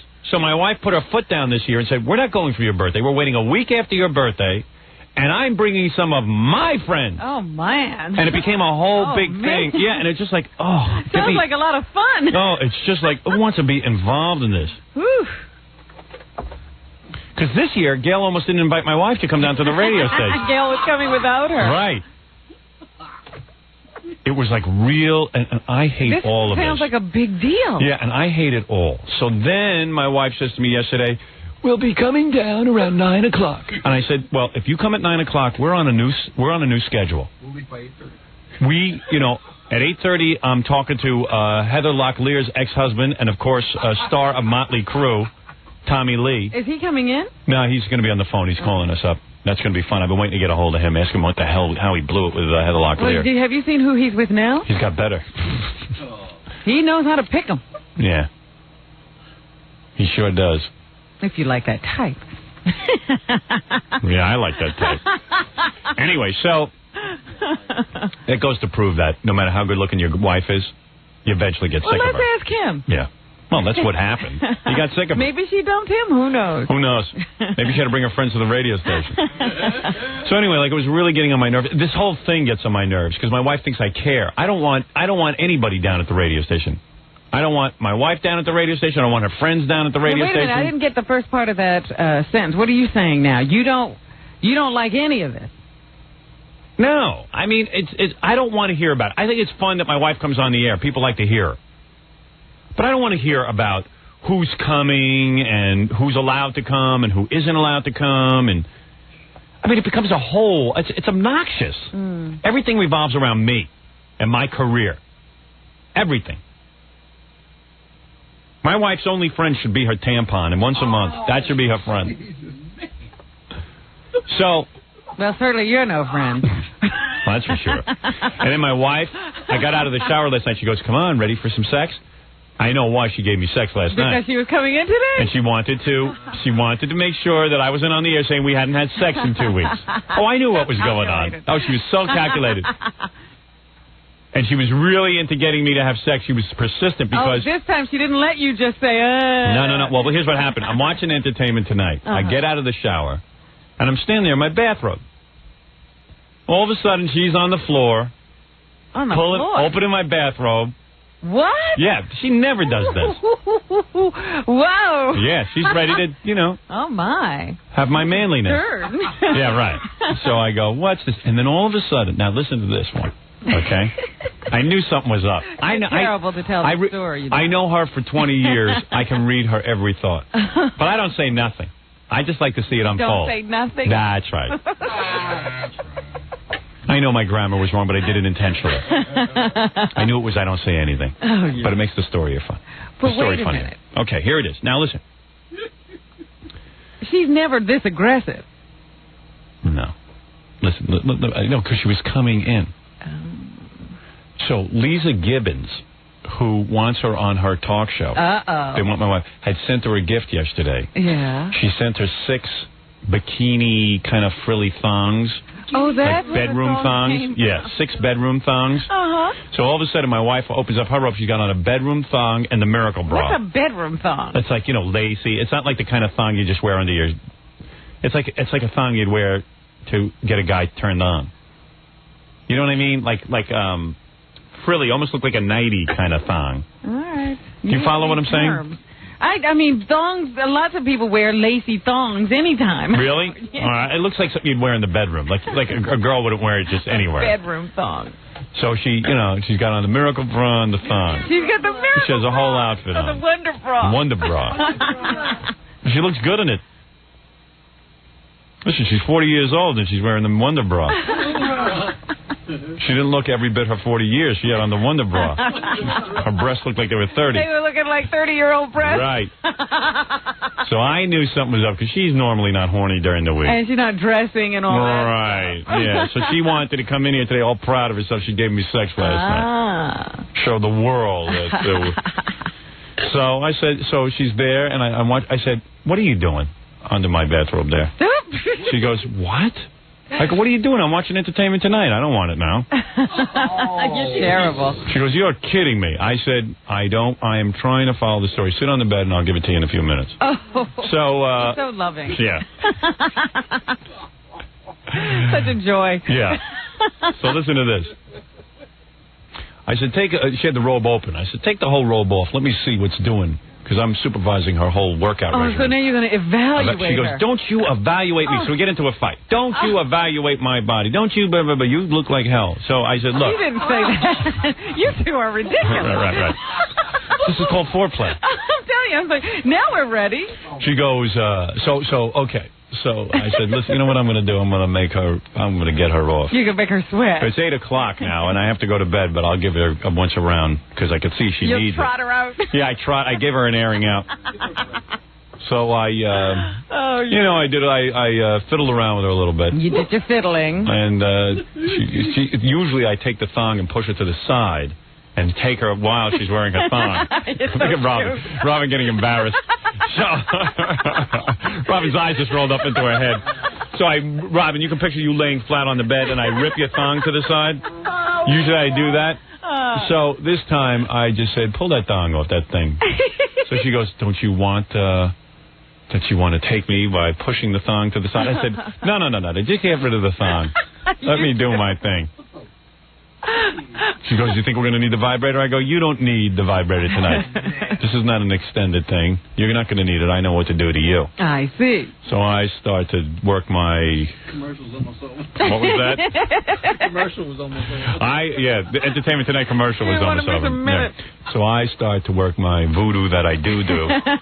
And I use my hands like a vibrator. I know. I have a technique. I would love to show you. You have developed this technique, huh? Because within 2 seconds, she was orgasmic. Oh. And she said it was the longest one she ever had. That's how good I am, just with my hands. I wish I could show. I swear I would show you, just to do it to you. No, it's all right. Come over here. Because you know what? I could deliver it to you in 3 seconds. Sure, Howard. And I'll wear gloves so my wife doesn't think it's cheating. Absolutely. Show her on the puppet. What? Show her on the puppet. Give me the Gary puppet. Yeah, do the Gary puppet. All right, here. See if he moans. Do it on the Robin puppet. I'll do it on the Robin puppet. No, what's that? I guess our new Robin puppet. Oh, get out of here. Here you are with your braids and everything. What's that hat? I never wear hats. That's an African hat. What's the matter with you? Will. Whoa.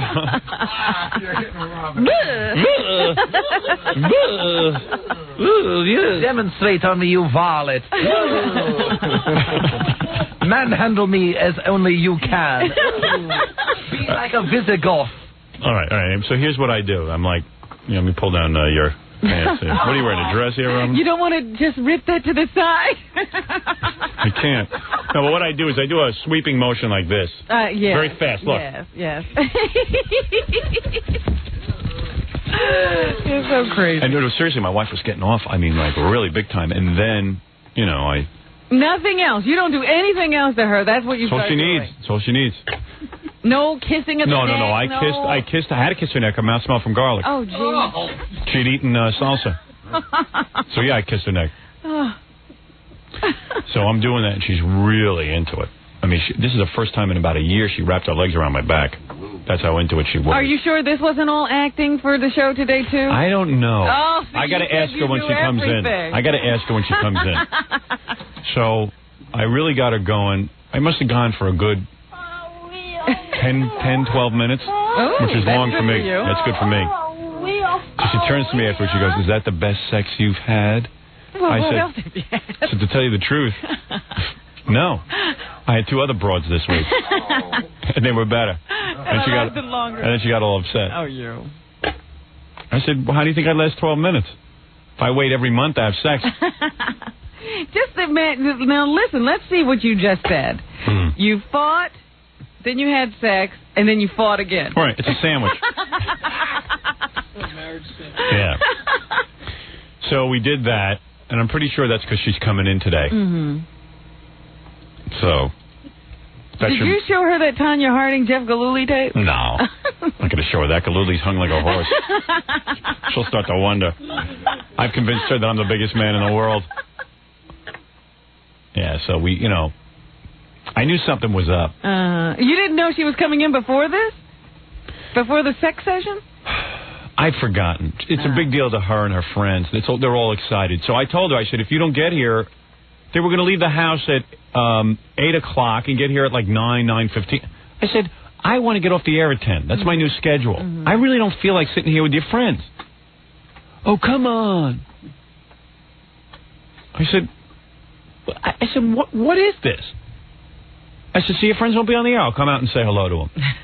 No. That's no fun. Yeah, that's no fun. I said, well, Robin is starting the news at 9:15. And she said,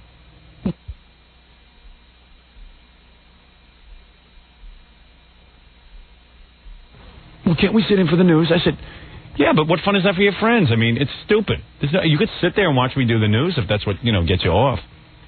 It's just too much. You see, already I'm too hassled by the whole thing. I don't want to be hassled. Well, you should have told her, you know what, honey? Don't come in today. I'm doing Letterman on Monday. No, I don't want her at Letterman. I have put my foot down on all that stuff. I'm not letting her do the Lisa Gibbons show. No, you didn't tell her she couldn't. Did she want to? Yes, I did. No. I don't care if she wants to. But I'm asking you a question. Did she want to? No. You lied I don't know. to me. I don't know. I don't want her. You didn't even ask. You ask her when she's here. So Lisa Gibbons is sending her all these gifts. She really wants her. Yeah, of course. That show's a loser. She's got to get the ratings up. Oh, you can put my wife on there, you know. She's courting her. Courting you think she was Princess Di. Yeah.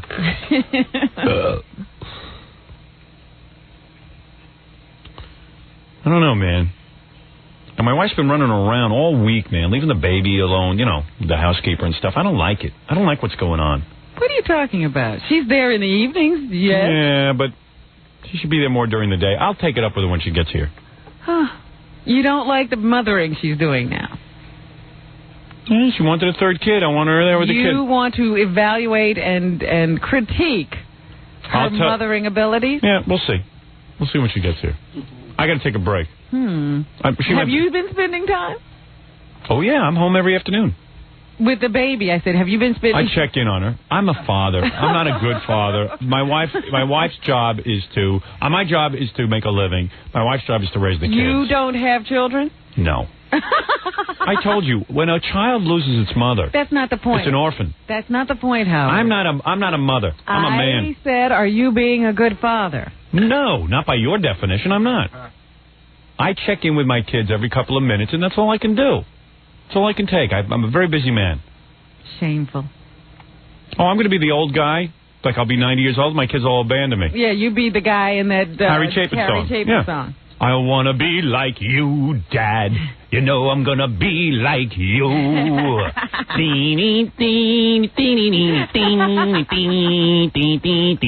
be laying up there all crotchety and old. Yeah. And nobody will visit you. Harry Chapin with those stupid songs. I'm glad he's gone. Don't you dare. I wonder if they beheaded him on purpose. Did somebody plan that? Yeah, I wonder if that was an accident or if someone just couldn't take it anymore.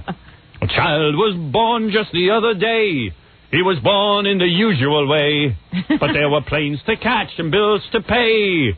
So I missed the little bastard's birthday. And you know he's going to grow up to be like you, Dad. You know he's going to be like you, Dad.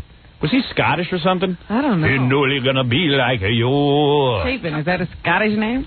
Captain, I got to fix the motor. Hi, Captain, the cat's in the cradle and the silver spoon. Little boy grow into a man. Man in the moon. Little boy grow in the man in the moon. The little boy blue and the man in the moon. I don't know what that meant. I have to get fresh about it. Little boy blue, the man in the moon. Nah, that's not what I said. Yeah. You know, so the whole story was that the father never had time for his kids, and then when he got old, the kids didn't have time. And he wanted to get to know his kids. Right. They were like, we don't have time for you, Dad. Yeah. Well, I don't like that song, and I didn't learn anything from it. All right, we're going to take a break, Robin. And when we get back, I'm going to take a few listener phone calls. I also want to play you tapes of people's reactions to me resigning from the governor's race. race. I do want to hear that. I want to talk at this Letterman thing with you. They want me on again, and I have things to talk to you about it. And let me just take a short break. I was just talking to the guys. I said, you know, I don't think those tattoos on Cher's ass is real. I was just thinking about it. I think that those are painted on. And the guys are now lost in thought on it, but I'm telling you I'm right. About? About what I just said. Oh, okay. Where were you? The other room. Oh, I was talking about the tattoos on Cher's ass. I think those are painted on. I don't think those are real. No, they're real. How do you know?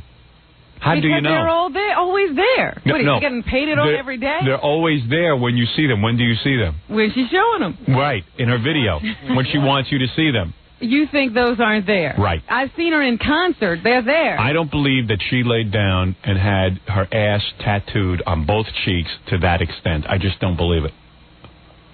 I don't. Well, I've seen her in concert. I hear what you're saying. And I'm telling you that's painted on. Every day she get somebody to paint it on again? No, there is paint now, tattoo paint that stays on even through the shower for about 2 weeks. 5-day tattoos. Yeah, and then she has someone paint it on. I'm telling you.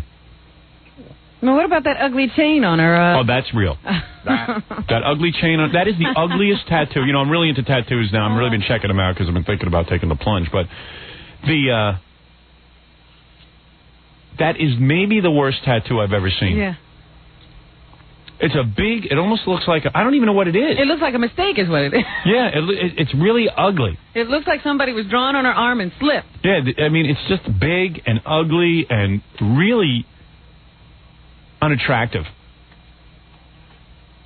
Oof.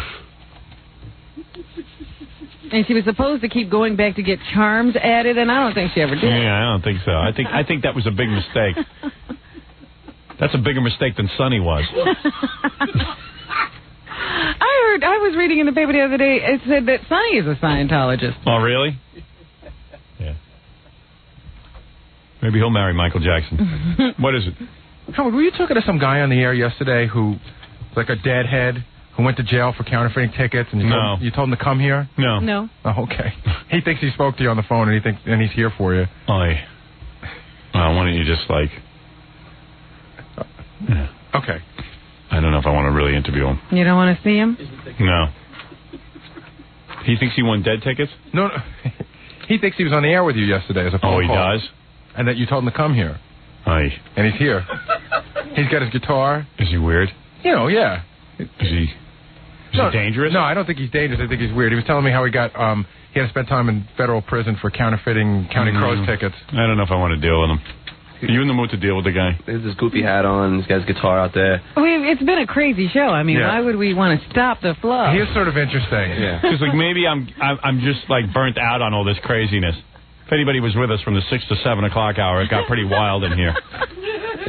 Well, we can stay in here. They seem to be pushing to have him in. I think he's something we ought to see. Why don't you put him at the window and let me have a look at him? Okay, John, you get him. Let me look through the window. Open the curtain.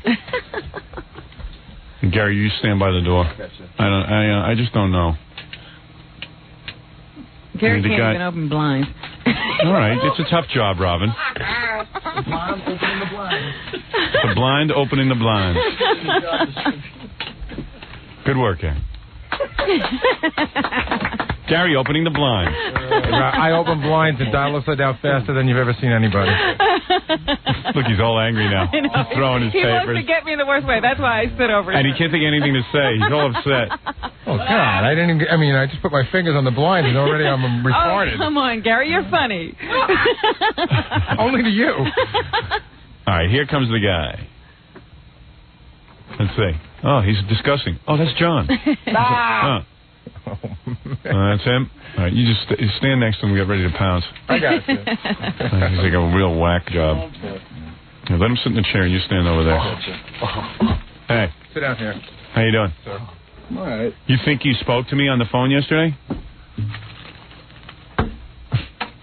I'm sorry.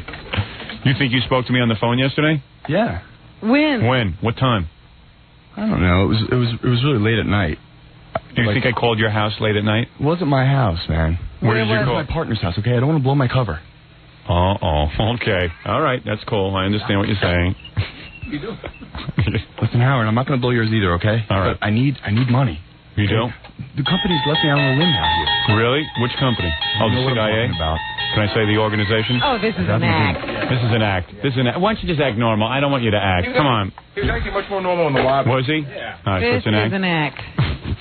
It's a bad act, but an act nonetheless. Oh, come on, Robin. Please be nice. That's scaring me. And you know what? You know what a good question might be? What? When was the last time you bathed? Oh, yeah? What, are you homeless? No. What's the story? Do you? Do you smell? Yes. What, when's the last time you bathed? Well, it was yesterday morning. Were you really in jail? Yeah. What for? Counterfeiting tickets. Bad acting. To what? Bad acting. As far as I know, that's not a federal offense. How old are you? You seem like a young guy. I'll be 22 in October. Really? He might be a candidate for MTV's Real World. Like a Puck kind of character. Sure. Real world. So, what do you want to... So you didn't really think I called you. You're just like some guy trying to get it on the air? Totally. Trying to get something going? You're just scamming Gary, aren't you? Illusions of grandeur, you know? Yeah. He's trying to get inside my head and work me around. But Gary bought another whack job. Wait a second. I asked you, and you said no, and then we could have turned him away. No, but you convinced... Gary. I didn't meet him. I didn't know he was just some guy putting on a wacky act. He's not really wacky. He's a guy putting on a wacky act. Howard, I could be wacky. I didn't think he was wacky. I thought he was the guy that called yesterday. I just thought he's a What? weird guy. Again, you've made the wrong decision. You should have just turned this guy around and sent him on his way. Please. All right, now I'd like to take him out now. You want to take him out? Now Thank you can see. Would you two switch jobs? Could you be the producer of my show? And Gary, you just be a guy who tries to get in on the show. Howard, man, I would love to be the producer on your show. All right. So listen, thanks for stopping by. Goodbye. All right. No problem. All right. Goodbye. All right. Here he goes. All right. He had a little airtime. Very good. All right. Anything you got to promote? Okay. Gary, good call. Take that. Nice job, guys. I need this. All right. Thank you. All right. Nice meeting you. Nice meeting you too. Gary, do you like... Oh, man. Why do you do that to me? He's like, you should have this guy on. He was giving us the high sign. He wasn't acting. I mean, you broke in the middle of a segment. He to tell wasn't me. acting like that out there. He was not acting that way out there. So he did a better job out there. Yeah, he absolutely did. Okay. Oh, you mean he got bad when he got in here? He really did. I'm totally serious. What was he doing out there that convinced you that he should be a guest on my show? Well, I thought that he called in yesterday. That's why I came to ask you, because I don't get to hear and every I moment said of he did not call in. And I just thought he was a weird-looking guy. Right. And he had this story about, hey, listen, it's hard to explain. I guess there's no way to he win. wore a hat, so you got into it. He had the guitar, and he spent time in jail. I just thought it was sort of interesting. Yeah, it's very interesting. Okay, good job. Thank you again for helping my show. I filled 10 minutes. All right, there my you own go. convoluted way. Right. That was some 10 minutes. Hey, where's the Gary Puppet? Waiting and ready. Oh, there he is. Hi, Gary Puppet. I have a head of wood, and even I knew that ball was fake. Let me ask you something. Do you have any guests for me, Gary Puppet? The Easter Bunny will be coming in. Right. And Paul Bunyan. And have you booked the Tooth Fairy yet? That's next week, Robin. Wow. Wait a second. Did we enjoy this morning's phone call? Oh, yes, we did. What is it, Stuttering John? Defend Gary for a second. What? Go ahead, defend him. Your help. Another blockhead. The guy didn't do any of that shtick outside. Yeah. Well, then why would you even want him on the show? No, because he was just saying that he was a felon and that he was a Grateful Dead head. He has a guitar. I thought he would be angry if he don't like that.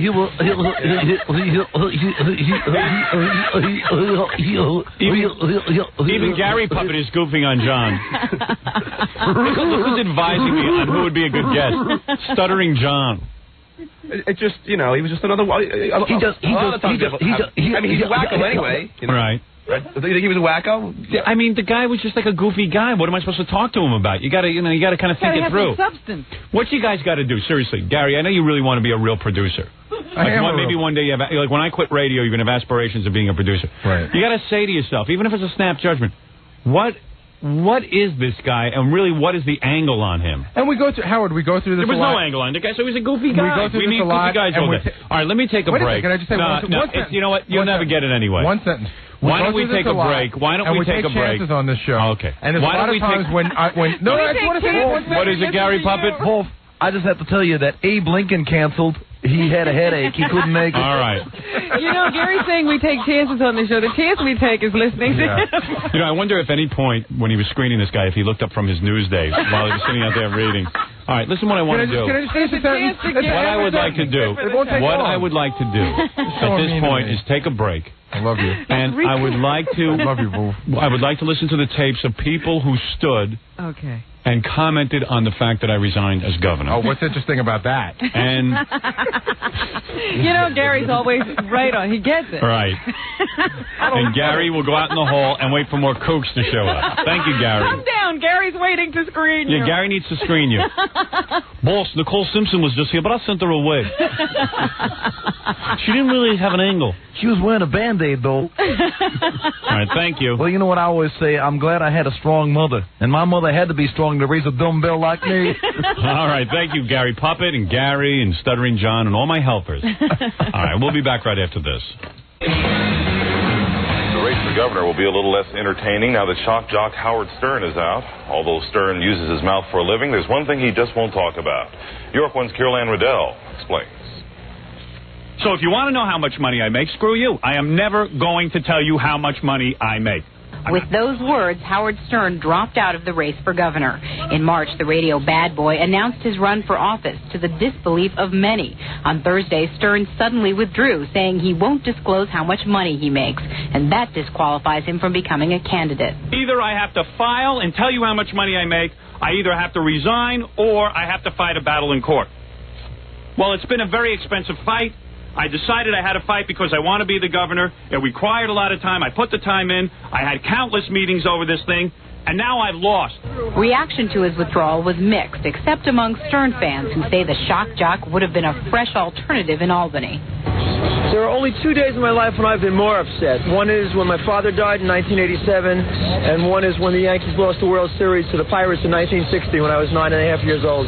You're that upset about Howard Stern dropping out? Yeah, I really wanted him to stay in the race. I think, I went around town. I got about 1,500 signatures in 3 days here, and I had a lot of momentum, and I felt we really could have done it. I think that's a shame.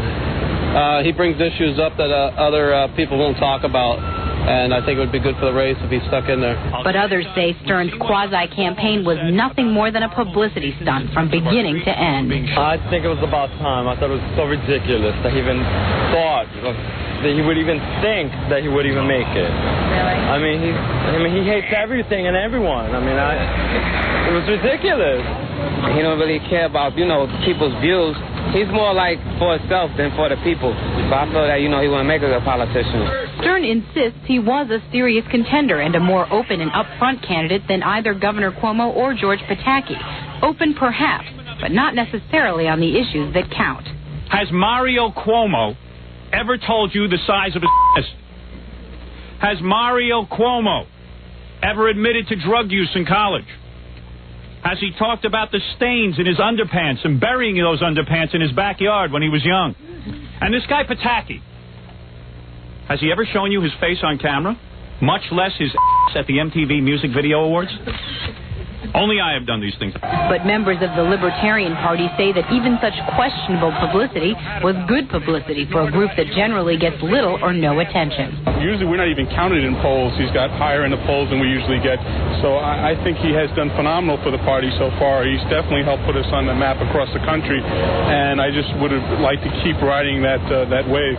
Amidst all the hype is a serious issue. How much should candidates have to disclose about their finances? Right. Stern says his bank book has nothing to do with his ability to govern, and some New Yorkers agree. Do you think the candidates should be forced to tell how much money they make? Not necessarily. I don't think that is particularly important. They probably should tell a lot about their source of funds, but not necessarily about how much money they have.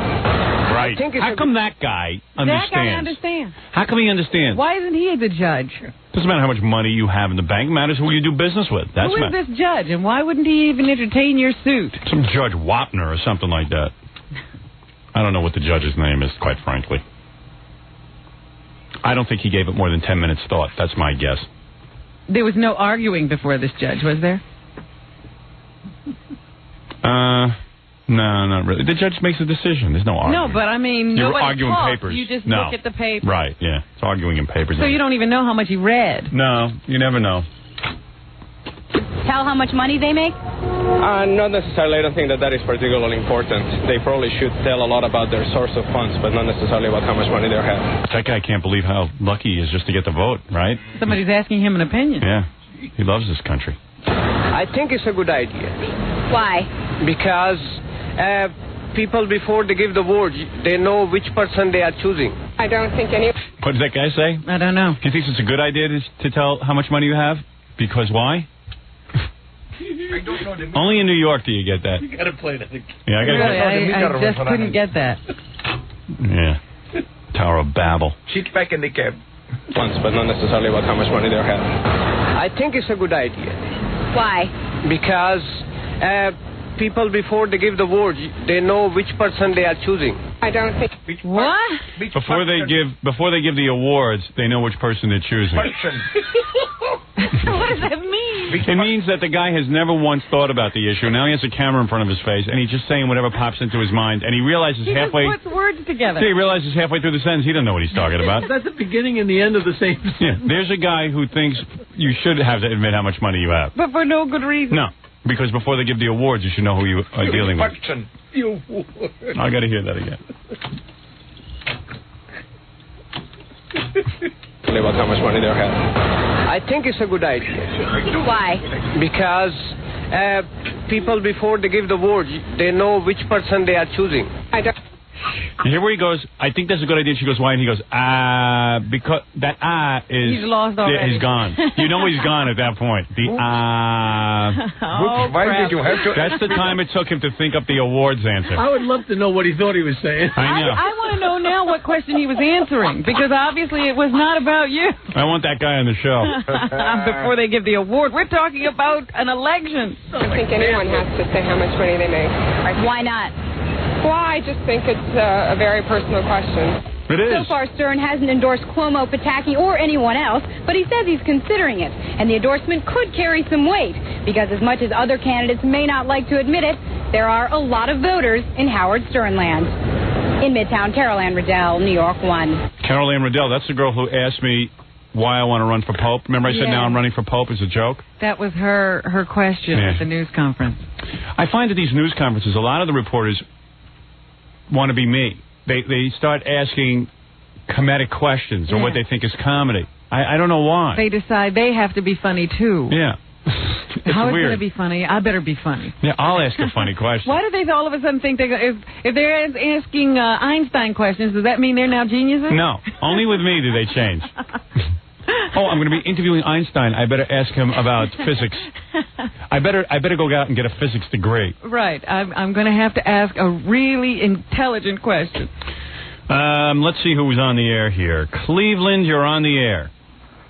My Lord, this be quite the tenses. Now, looky here. I be outside the Trump home for wayward rich folks. I'm behind the blue van, you know. Now, what I let that go on way too long. Yeah, Sorry. Unfortunately, he went on. It was good didn't for a have anything sentence. to say. I apologize for that. I see OJ. I see OJ. Hey, where's that tape I had of the governor stuff? Let me see. What governor stuff? Well, a lot of people were... The man on the street stuff? Yeah. It's gone. You're wheeling around in that chair like a crazy man. I know. I can't find it. Gary, that's okay. Sit still. He's screening guests. Yeah, no, I thought they were putting... Oh, here it is. E-Man on street. Here we go. Thank you. All right. Papa Flunky.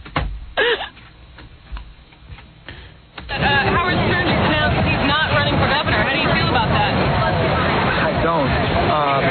Really nothing. It was all a big publicity sham anyway. It might have been, a publicity thing, but, he does have some good ideas. I swear on a stack of Bibles it was not a publicity thing. But when you drop out like this, Howard, when there's been a lot of skepticism about your candidacy anyway, for those people it verifies. Yeah, they all think that that's like what I was in it for. Yeah, that's why he planned it all along. I never did. We were on the air just talking, and it seemed like a good idea. I mean, what I was saying was making a lot of sense, not only to me, but to some other people. So why not run, put myself up there, see if people would vote for me? And I would have served. I would have gotten the death penalty in a few minutes. I would have taken care of the traffic problem. And I would have resigned. I would have won. Baltimore, you're on the air. Hi. Howard, I just wanted to remind you that Governor Cuomo appoints those judges. Right. It's a conspiracy. Hey, you got a point there. Yeah, she does. See? You mean the judge who ruled on whether or not I needed to financially disclose might have been appointed by the governor himself? Exactly. You need to find that out. All right. Hey, somebody go check and see if the grassy knoll is still up. All right, thank you very much. Well, there you go. There's an point. Here's a fax I just got. Governor, it says hopefully. They still hold out hope, and there could be hope there. This is a very racist letter, No. If O.J. Simpson was a janitor or a squeegee guy on 42nd Street like he was supposed to be, that piece of ass Nicole Simpson would be alive and kicking. Instead of worshiping her, that animal killed her. Have you seen the gross, white, fat-ass girls that black guys usually drool after? They finally get a piece and they beat her and finally kill her. He says, listen to this, he's an angry guy, gas the oversized lawn jockey right now. Ooh. Oh, yeah. There's a lot of angry white thing out there. You don't see it on TV. They're afraid to come forward. But they do that. You can see this has become a highly charged racial issue. Oversized lawn jockey.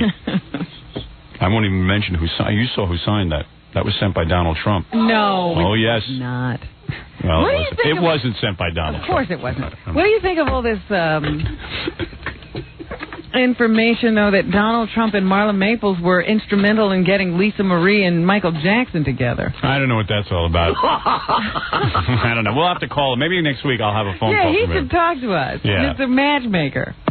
Hi, you're on the air. Quickly. Oh, you know what? I got to take a break. Oh, I'm sorry. Quickly, what is it? Oh, I wanted to talk to Howard. Yeah, quickly, what is it? It's Howard. Oh, hi, Howard. Yeah. I wanted to talk about Letterman. What about it? Why are you going to go on there? He treated you... Can you talk louder or something? I can barely hear you. You sound like Fred in a writer's meeting. Could you just speak up?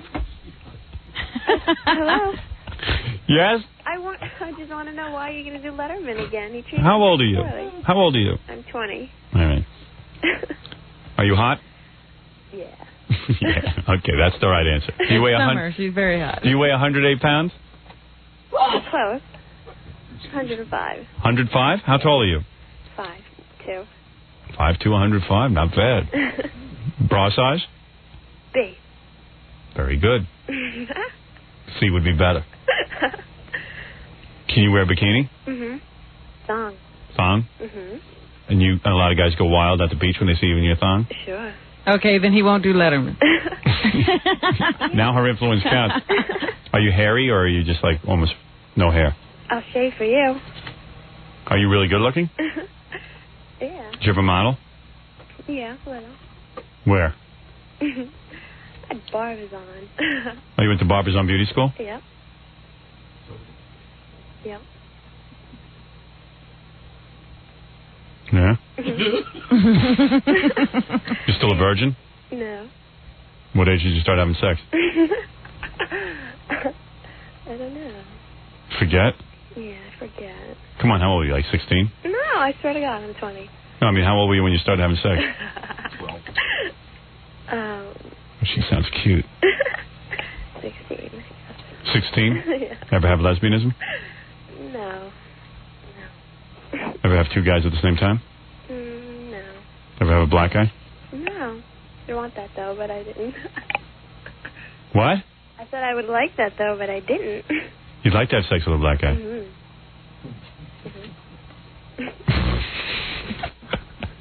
Are you laughing at me?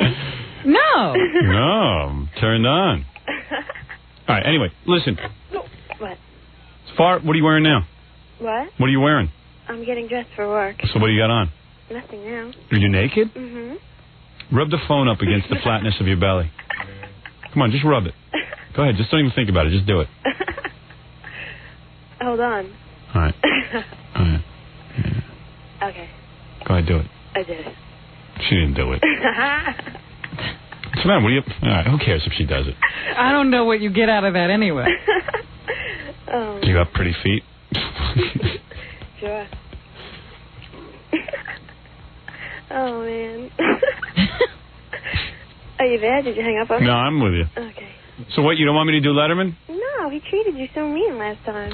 He didn't work with me. No, he didn't. I know that. So, It was a great appearance, though. It was very funny. I know everyone liked it, but I just... what the hell? You know what? The point is, the only reason I would do it is if I'm in the mood to do it. And I might be in the mood to do it. Fine. Go do it. Are you gonna? I don't know. Well, you'll watch if he does, won't you? I did. I thought the OJ stuff was really funny, and he didn't laugh. Yeah, he doesn't want to work with me. Yeah. Well, I'm going to talk to him about it. I think he felt that his job in that scenario was to disparage you from doing that. That's how he was working with you. Nah, but you know what? Jim Carrey was on there, and he was kissing Jim Carrey's ass like it was... Like Jim Carrey was the greatest comedian that ever lived. And I walk on there, and it's like I'm being taken for granted. I'm doing the guy a favor coming on. I think you're looking at it the wrong way. I think Leno treats you much better. Oh, Leno, you know what it is? If I say something to Leno goes along with it. Yeah. Like he'll, Well, that's not always the case either. I mean, there was that one appearance on Leno when he was fighting you tooth and nail. Yeah.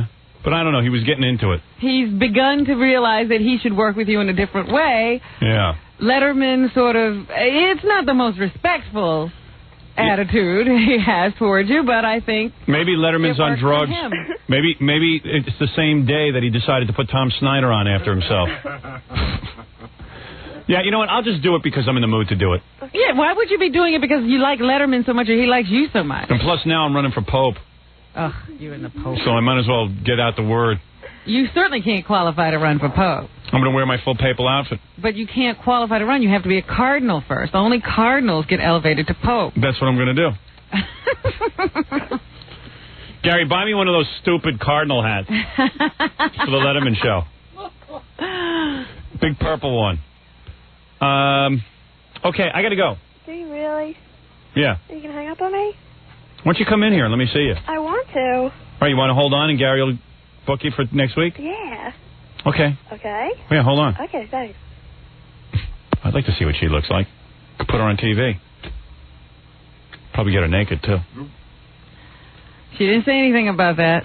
You want to get naked when you come down here? What? Will you get naked? Sure. All right, hold on. I always hold out the hope that there's a no coming. Maybe we'll get into some light sex, too, okay? What? Maybe we'll get into some light sex. Oh, my God. I've been wanting to come down there for so long. All right, hold on. Oh, boy. What won't she do? You wanted to kill somebody? Hey, maybe we can kill some people, too. What? I said maybe we can kill some people, too. Are you mocking me now? No. You are. Yeah. All right, hold on. Gary, pick her up. Don't lose her. Girl's willing to kill for me. All right, listen, let me take a break, and then we'll get back right after these words. The Howard Stern Show. All right, I'm pleased on the phone to have with us two members of the great band Motley Crue, Tommy Lee and Nikki Sixx. Dudes?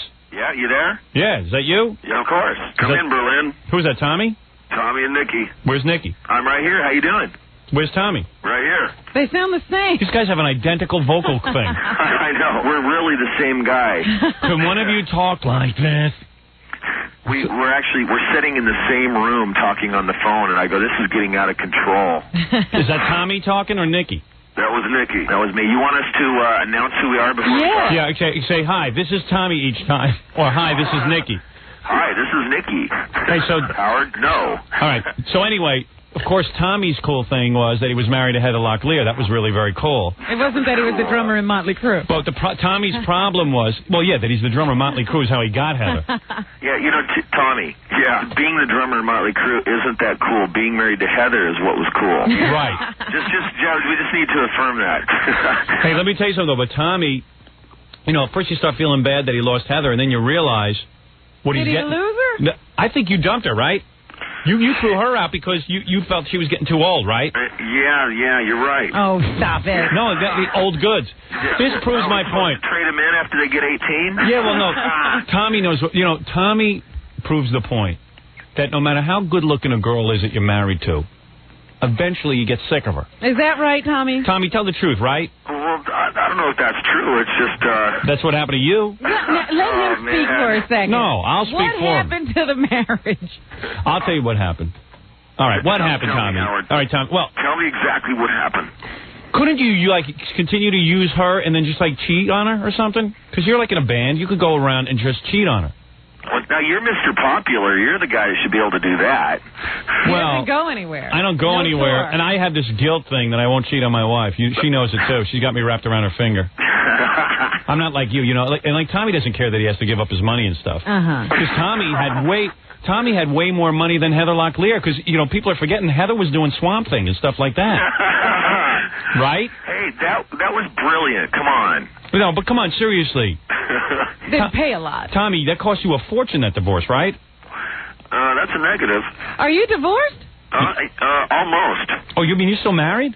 Well, no, I'm, what do you call it, legally separated and doing the legal thing right now. Yeah, and you don't stalk her like O.J. did to his wife, right? He's too busy with the other girls. Yeah, you're too busy with other girls. What cool girls are you guys getting now? Nikki, you first. Who are you getting? Me, I'm married with 2 children, white picket fence, milk and cookies. I'm settled in. I'm a lot like you. Yeah, when will you divorce your wife? Never, dude. I'm Mr. Loyal. Really? Milk and cookies all the way. And what are you married to, like a model? You're married to a model, right? Me? Yeah.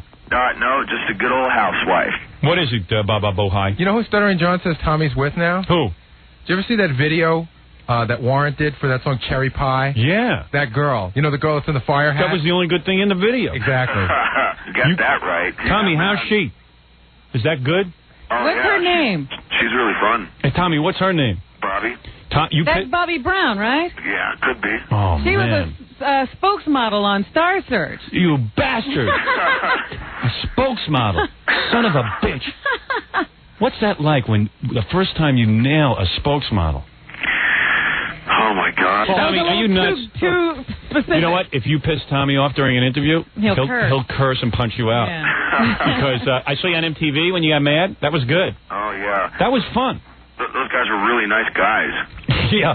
They went up to Tommy. Well educated over there at MTV, too, you know? Yeah. Well, they went up to What Tommy. happened? Well, you know what it is? They went up to Tommy and they go, hey, like, you know, Tommy says, I'll do an interview with you guys. And you know how annoying the VJs are at MTV? Yeah. Like, they're peckerheads? They're just annoying guys. I mean, I don't even know what qualification they have to be on TV. They're annoying, right? I think the qualification is you're able to hold a microphone. Yeah. And kiss ass is important, too. But they weren't even cool guys. I mean, and they all think they're cool. Yeah. Well, MTV makes them cool. Yeah, like Pauly Shore thinks he's cool because he's on MTV. But he's not cool. He's just on MTV. Sounds like there's a little jealousy there, Howard. Hey, who was that guy we saw on me and Ralph were watching MTV last night? Who's the guy who hosts that show? The sports show? The guy with the bozo hair? I don't even know his name. What's that show where they lip sync? Enough's Enough was on it. Service. Yeah, so I'm watching Lip Service, and the guy is hosting it and stuff, and I was just watching it, and there was this really good-looking girl on it. That's why we watched it. First of all, do we really need another show where people lip sync and sing horribly? Like, please. Well, personally, I'm a big fan of that kind of stuff. So, yeah, I need that. I need that in my. You can never have enough of that. Yeah, I'm not with Bobby Brown. So, Tommy, how you meet her? Did you call the agency and have her sent over? Yeah, do you have a book? How did I eat her? Or No, how did you meet her? You're not a cannibal. How did you meet I was her? laying on my stomach. No. Come on. How did you meet her? I went to Florida to go out. We were recording our album in Vancouver, and I flew out to Florida to meet this other girl. And while I was there, Bobby was in Florida doing her, modeling. Doing her modeling thing. Yeah, and I was like, man, she's beautiful. I like this girl, man. She is fun. Right, so you go over and you just start rapping to her? Yeah, pretty much blew off the chick I flew there to see. You never saw her. And did you is she like, oh my God, look at that, you have all those tattoos, I'm freaking out, and then all of a sudden she's into it, right? Actually, she just saw the size of my penis, and then it was immediate love. Hey, all right, honest man. Braggart. Is Stuttering John there? Yeah, he's here. He did a show with us in Dallas. Yeah. Yeah. So how bad did he ruin it for you? He was cool. He was cool, man. The kids liked him too. So Nikki, he needed to take a shower, but he was cool. Hey Nikki, did you ever get to see Heather Locklear naked? Me? I've seen a few Polaroid films. Oh, really? Oh, we share. A rock band. So Tommy, this divorce isn't going to cost you anything? That's a negative. Really? Good woman, that Heather Locklear. Beating from the press, Howard. Just a beating. Yeah. This girl he's married to, or seeing Bobby Brown, she was married or seeing the guy from Warrant, the singer from Warrant. Yeah, big deal. He doesn't care about that. Now, Nikki. Yeah. Nikki, are you married? Yes. Now, he's married to a Playboy Playmate. Oh, okay. Just a plain housewife, Yeah. Nikki? I was. Yeah, all these guys are having all kinds of fun. All these guys are having fun. Tons of fun. Tons of fun. I'm sitting here doing a radio show. Oh, please. Oh, please, nothing. We know what's really going on. Yeah, what's going on? Tell me about it. Scoop on you. What is it, Stuttering John? Stuttering John filled us in. Hey, do you know who Nikki's with? Yeah, Playboy model. No, but Nikki, I thought you were with the girl from the Love in the Elevator video by Aerosmith. That's it. That's your. Going down, Mr. Tyler. You know that one? That one who says going down, Mr. Tyler? Yeah. Oh, you bastard. You bastard. I don't believe. What is it, Gary? Boy, the news on these guys just keeps flowing in. What is it? Ganji said he was looking through the trade magazines last month, and there's a picture of Tommy at a bar with Bobby Brown, and Tommy has his pants down, and he had it against the wall or something. Really? He's having sex with her, right? Well, it wasn't sex, but he was, he had Close. How long? Hey, Tommy, you're not a shy guy. I mean, how long does it take for for Tommy Lee to make the move into the bedroom with a girl like that? Do you have to wait 2 weeks, or do you just go right that night? Oh, that's a tough one, Howard. It's right that night? Yeah. And like a Heather Locklear, do you have to work the room on her, or do you just basically... You basically just kind of... She took a couple months, actually. Really? Yeah. A couple of months for you? For you? Well, you see, she was smart. That's how she got to marry. Yeah. Oh, that's how they do it. So now what happened? I knew. What happened? Did you have to smack her around? She wasn't listening? What happened? What went wrong? You got sick of her, right? I mean, she's a great girl, but you've had her 100 you times. Know what? I'll tell you what, man. Go ahead. Heather is an awesome girl. She's Right. fun. She's all that, right? Right. We just never saw each other, man. You know, she's doing her thing, I'm doing my thing, and I mean, why be married when you're not seeing each other? It's like this imaginary fake marriage. It's like, why don't you just go do your thing? I'll go do mine, man. What's the point? I'll tell you something. I have a wife I see every day. I'm into a little separation. Yeah, I mean, I'm into a little separation. There's nothing wrong with that. Well, I mean, a little space is cool, man, but Right. you know, months at a time is stupid. Like, why bother? Why be married? Here's what I think. So with Bobby, you with her all the time? Yeah. She's here with me right now. Is she? Let me speak to her. She's not here in this room, but she's in. Where is she? She's in my room. Actually, she's in my room. She's in Dickie's room. You guys live together? Hey, what are you, like the Beatles? You guys sleep on the same floor or something? So no, we all sleep in the same bed. Oh, so you guys bring your models around with you to... Our model. Oh, man. This is my model. Every guy's got a model. Mickey's got a Playboy model. Tommy's got his MTV model or something. Spokesmodel. Spokesmodel. Hey, do these girls have anything to say, or does it not matter? No, actually... Do you have to talk to them? They're trained quite nicely. Really? You know what, T-Bone? Did you put them on leashes? We're dead. Yeah, we are dead. I was just going to say that, but you said it, so actually you're dead. No, man, no, seriously. Like, you have to like sit around and talk a lot, or can you just like hang out with them, party with them, and then like leave and split? Oh, God. No, I mean, because you don't want to sit around all day talking to them. Oh, God. You know what I mean? What are they going to talk about? Well, maybe they're good talkers. I don't know. Yeah, but maybe, I mean, for... Hey, guys, where are we? On the radio. Sorry. So you're insulting his wife. I'm insulting his wife. We cuss, we do drugs, we drink. Well, just mellow out. We don't take showers. You guys got the life, boy. I'm telling you. I'm just living vicariously through you. So anyway, He needs to know this for his fantasy. Tommy's being interviewed on MTV, so the guy comes up and he goes, "Hey, man, isn't it true in your videos all you do is have fire and bombs blowing up?" Who said that? Some interviewer, like real antagonistic. So Tommy just said, "Hey, man, what's fire, up?" hairspray, and chicks. Yeah. That was it. Yeah. That was it. So then Tommy did you smack him? No. Smart. We should have. You shouldn't, because then you got to get sued. You'd have to pay him. You may not pay Heather. It costs too much money to smack people anymore. Yeah. Every time he sucks. Where are you guys playing? Somebody buy him a house. Where are you guys now? Where are we? Milwaukee. Are you playing there tonight? We played last night. How'd that go? Good? It was killer. It was great. We got a day off today. The Aerosmith guys are playing here today, so we're going to go over and hang with them. Oh, really? Go see, they're great, That should be fun. Go hang with their models. Yeah. Oh, yeah. Sounds cool. Hey, we don't got to talk to them. Yeah.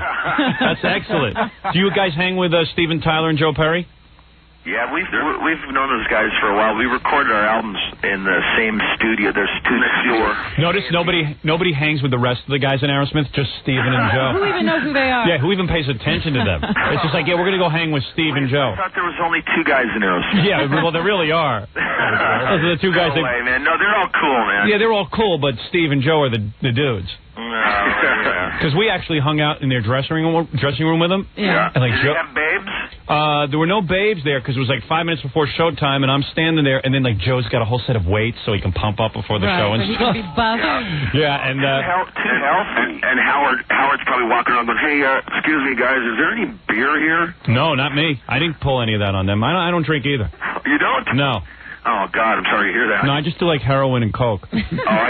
Hey, I can relate to you. That's cool. Yeah, I'm into that because it's no time for booze. Yeah, booze is for pussies. and God, it's so filling, isn't it? Yeah, it just bloats me before a big show.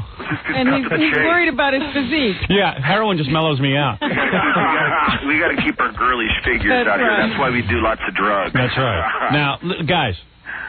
Of course, the boys are very, Everybody's joking. Everyone's joking, of course. No, we're not. Tommy, just tell me, what's it like the first time Heather takes her panties off and gets completely disrobed in front of you? Is it awesome? And is she hot in the sack, and can she move? How does he feel about Richie Sambora? How do you feel about Richie Sambora getting her now? Is there any jealousy, or you just don't care? I don't care. And is she really hot in bed? I mean, can she really move? She's capable, yeah. Really? She's capable. She's capable. But does she do it all the She time? just needs someone to drive. That's all. Boy. Yeah, now we're talking like men. Men. You think Richie's capable of maximizing her, though? Is he a good driver? You think Richie's a good driver? He could be. I think he's probably an experienced driver. Yeah. She probably needs a break after Tommy. Yeah, right. She needed to slow down a little. I don't know. Hey, Howard, remember you guys calling me with Sam? God bless his soul. What's that word? Oops, sorry, can't do that either. Yeah. No, you can't say that like word. a child on this show. Just say. You can't say.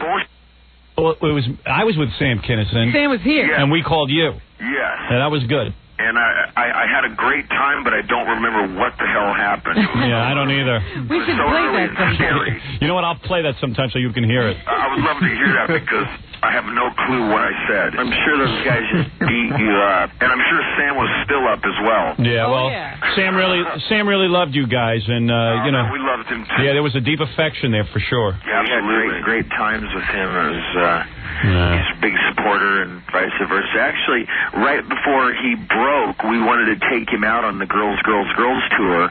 He would have liked that as our support act. Yes. And we didn't, no rock fan had ever done that before, taking a comedian out. We thought, the way he was just like work the audience into a frenzy. Yeah, it'd be great. Yeah, his management was like, if you guys go out together, someone's not going to make it back. You'll kill each other, Yeah. Sam would have been a bad influence on Motley Crue. Yeah, unbelievable. Well, you guys are great, and I really appreciate you calling in. Hey, thank you. Thanks for having us, bud. Yeah, and we're bummed we didn't get to come down there live because we had some nude photos of the old ladies we were going to show you. Yeah, well, it was going to be, do me a favor. Kind of a moment. Do me a favor. When will you be here in New York? Well, right now we don't know. Probably in the next couple months. We'll come down. Hey, we'll trade Polaroids with you. Yeah, come in here. What are you going to have Polaroids of? Oh, be quiet, Robin. I have Polaroids.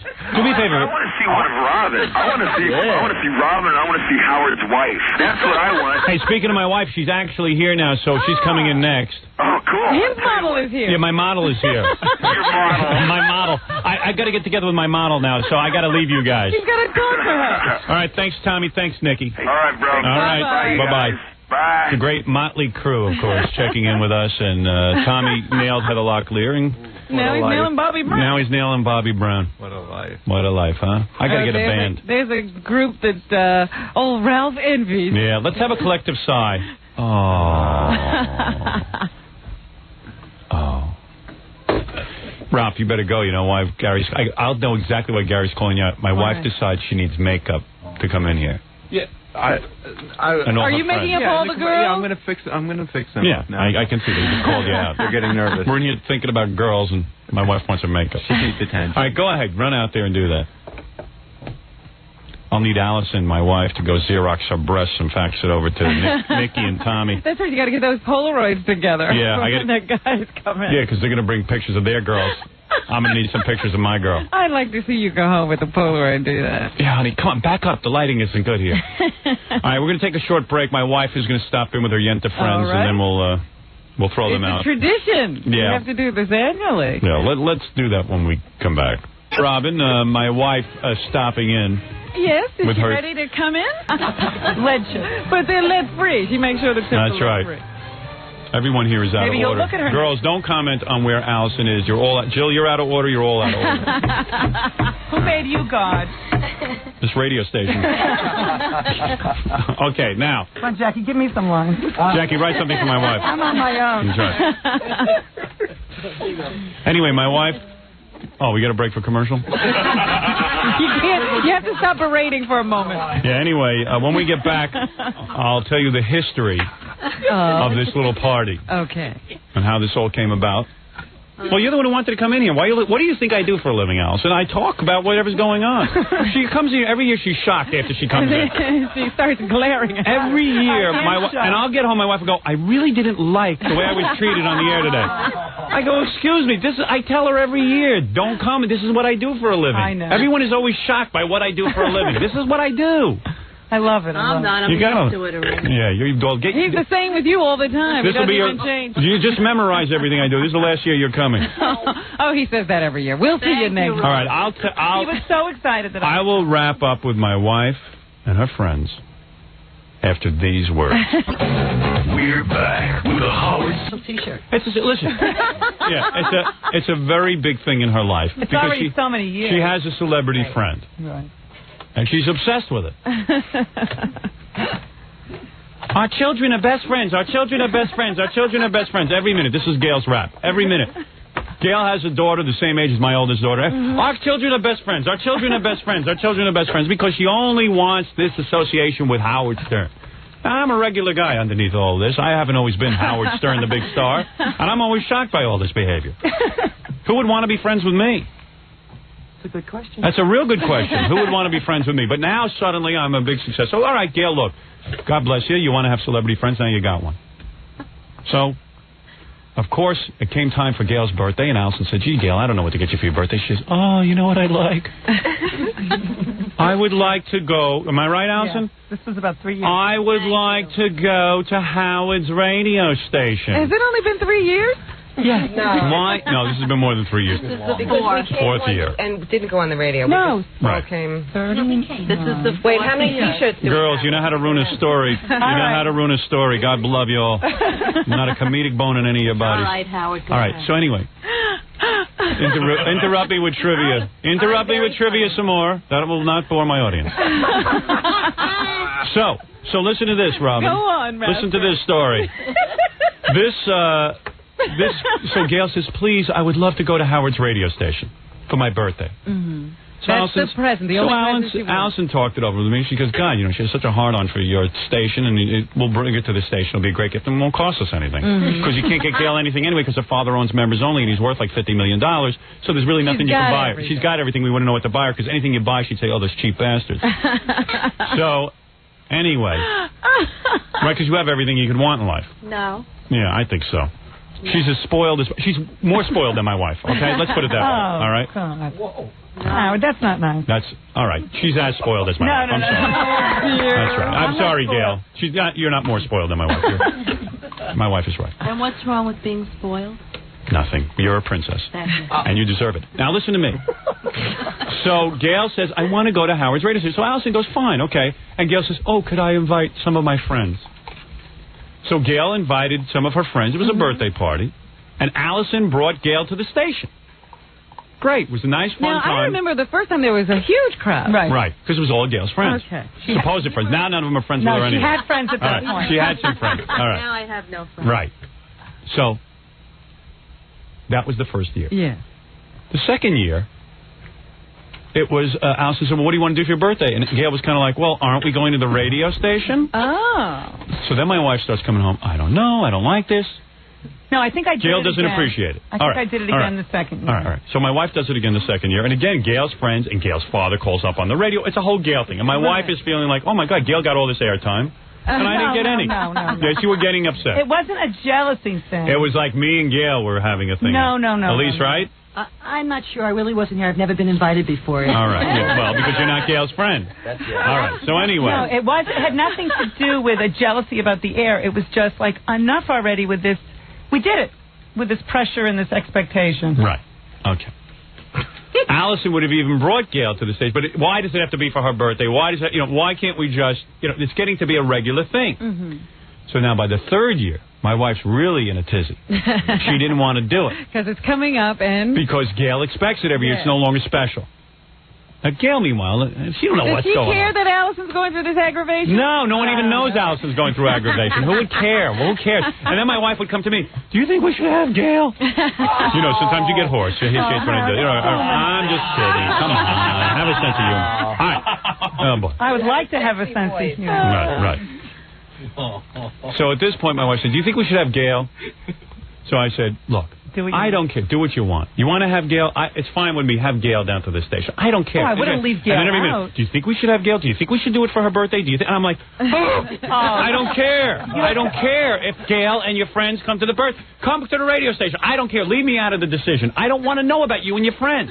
People expect it. Yeah, people they expect the Yentas to come. Oh yeah, they're all waiting by their radios. I had people say to me, Look at the phone. Yeah, the phones have died since you've been in here.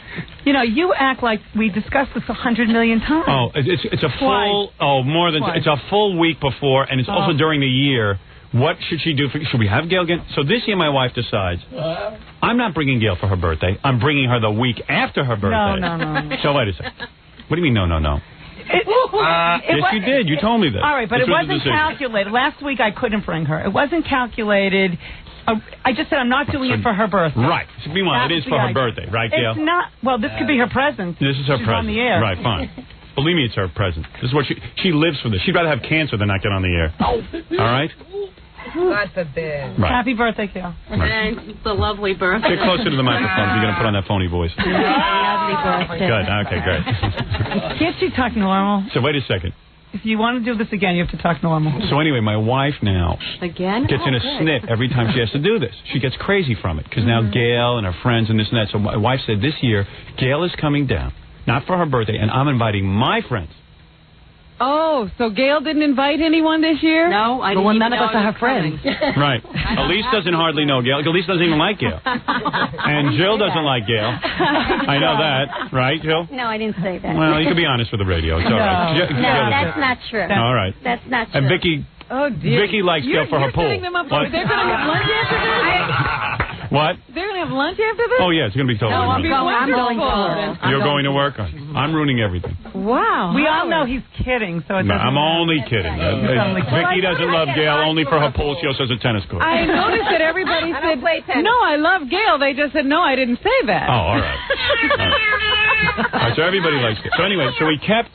He's the worst. You know what? I'm never talking to you again. All right, that's comfortable. Now I'm glad you came, that I'm not going to have a conversation with my wife again. Did you say I like Gail for her pool? No, that wasn't it. No, I said it. What did you girls say? Cake. Where are you shopping, honey? I'm going to Bergdorf. Oh. And then Barney's. And then Barney's. Barney's, what, you going to look for clothes, some outfits? No. Accessories. Accessories? Watches, things like that. Good, that's good. Jewelry. That's good. Diamonds. You wouldn't know I had a 1-year-old at home, would you? a lot of money. You wouldn't know. You wouldn't know I had a 1.5-year-old. What, a woman can't shop? He's unbelievable. 5th day in a row, why not? No, Howard, you're spend his ridiculous. Yeah. When the baby starts calling the housekeeper mommy, there's a problem. All right, very good. You know, he doesn't even know. Dead serious. Dead But serious. this is how he keeps control. If he sees her having a good time for a second, he has to Oh, quiet. and when I go out to have a good time, it's the Spanish Inquisition. Hey, well, you deserve it. I just think we need a discussion before you're planning on. You know what? My wife wants me to discuss with her when I plan to go out. I'm just you're walking going out the door. on your time. I go out when I want. That's right. He goes out on I have very little free time, and I'll go out when I damn well please. What is it, Baba Booey? You know, Don't go out. Harvey Lees is on the phone, who I'm sure understands your plight. He just said that he and the Spin Doctors would like to invite the Yentas to lunch over at the Sony Presidential Club. To tell Harvey to shut up. Okay, just Oh, I'm going right now. Ooh. Very nice. Very nice. Elise, Very nice. it's really nice. Gail mouth-to-mouth My resuscitation. mother played tennis My with... kids would faint. Oh, listen, this is the voice I hear in my head. Forget shopping. Oh, this is the voices in my head. Do you understand why I'm ruined? I'm shopping. Oh, you're ruining me. You're ruining me. It All of was you. very nice. That was for you, Scott. Oh, See, I don't want to Calm shop. down. I got to go to Maybe Scores. you should take the Valium you're both I'm going to Scores today. There's a 21-year-old over there waiting to strip for me. Thank you. Just kidding. Oh, of you're course such I am. a... Yeah. All right. Look at Gail, the spin doctors. Gail doesn't even know who the spin doctors Oh, are. they are. She just heard Gail, relax. She thought they were real doctors. She was going to get on a date. Oh, doctors. All right, very good. You're More so Valium. hip. 47 years You old. have to leave. All right, very good. Instead of year-old. By my calculation. You All don't right. even know how old our baby is. I sure do. 18 months. Don't tell me I don't know. I see her more than you do. Oh, boy. Why don't you go home a little early today and spend some time with our child? Howard, would you stop She this? is always with her. I'm always with her. Okay. Always. Yeah, Gail. Yes. Miss Busy. Another busy He one. has no idea. All right. Okay, goodbye. All right. I want to thank my beautiful wife, Allison, for coming in. God bless you. Thank you. Wonderful mother. Gail, another beautiful year of your life to celebrate. should be very proud of yourself. Elise, Yes, we know. Jill, and Vicky. All right? Okay. And I have to now take a break. Robin, we'll do the news and stay on schedule right after these words. My wife and her friends are exhausting, aren't they? Aren't you tired from that? No. Really, I am. I'm drained. Well, I did hear someone yell, "Is this going to be on the TV show tonight?" Yeah. Well, I took them back to show them where we taped the TV show. Uh-huh. And everyone was complaining. Then I heard, "Are we going to get tapes?" It's like being a dad almost. Like, you know. I might spite them all and not put them on the TV show tonight. I might just put that 6 Will o'clock we be woman. airing tonight? Because they have to know to make their phone call. What time will we be on? The 8 o'clock or 11 o'clock? And while they were in here, about 100 different Long Island people called in. Like Vicky's husband called twice. He wanted to get on. Oh, really? Friends of Gail wanted to get on. Gail's sister wanted to get on. You know, everyone. Oh. So you kept all those phone calls out? People who really feel that they're so interesting that they should be part of this on the phone. I mean, that's amazing to me. That's amazing. Calling frantically to get in on it. Yep.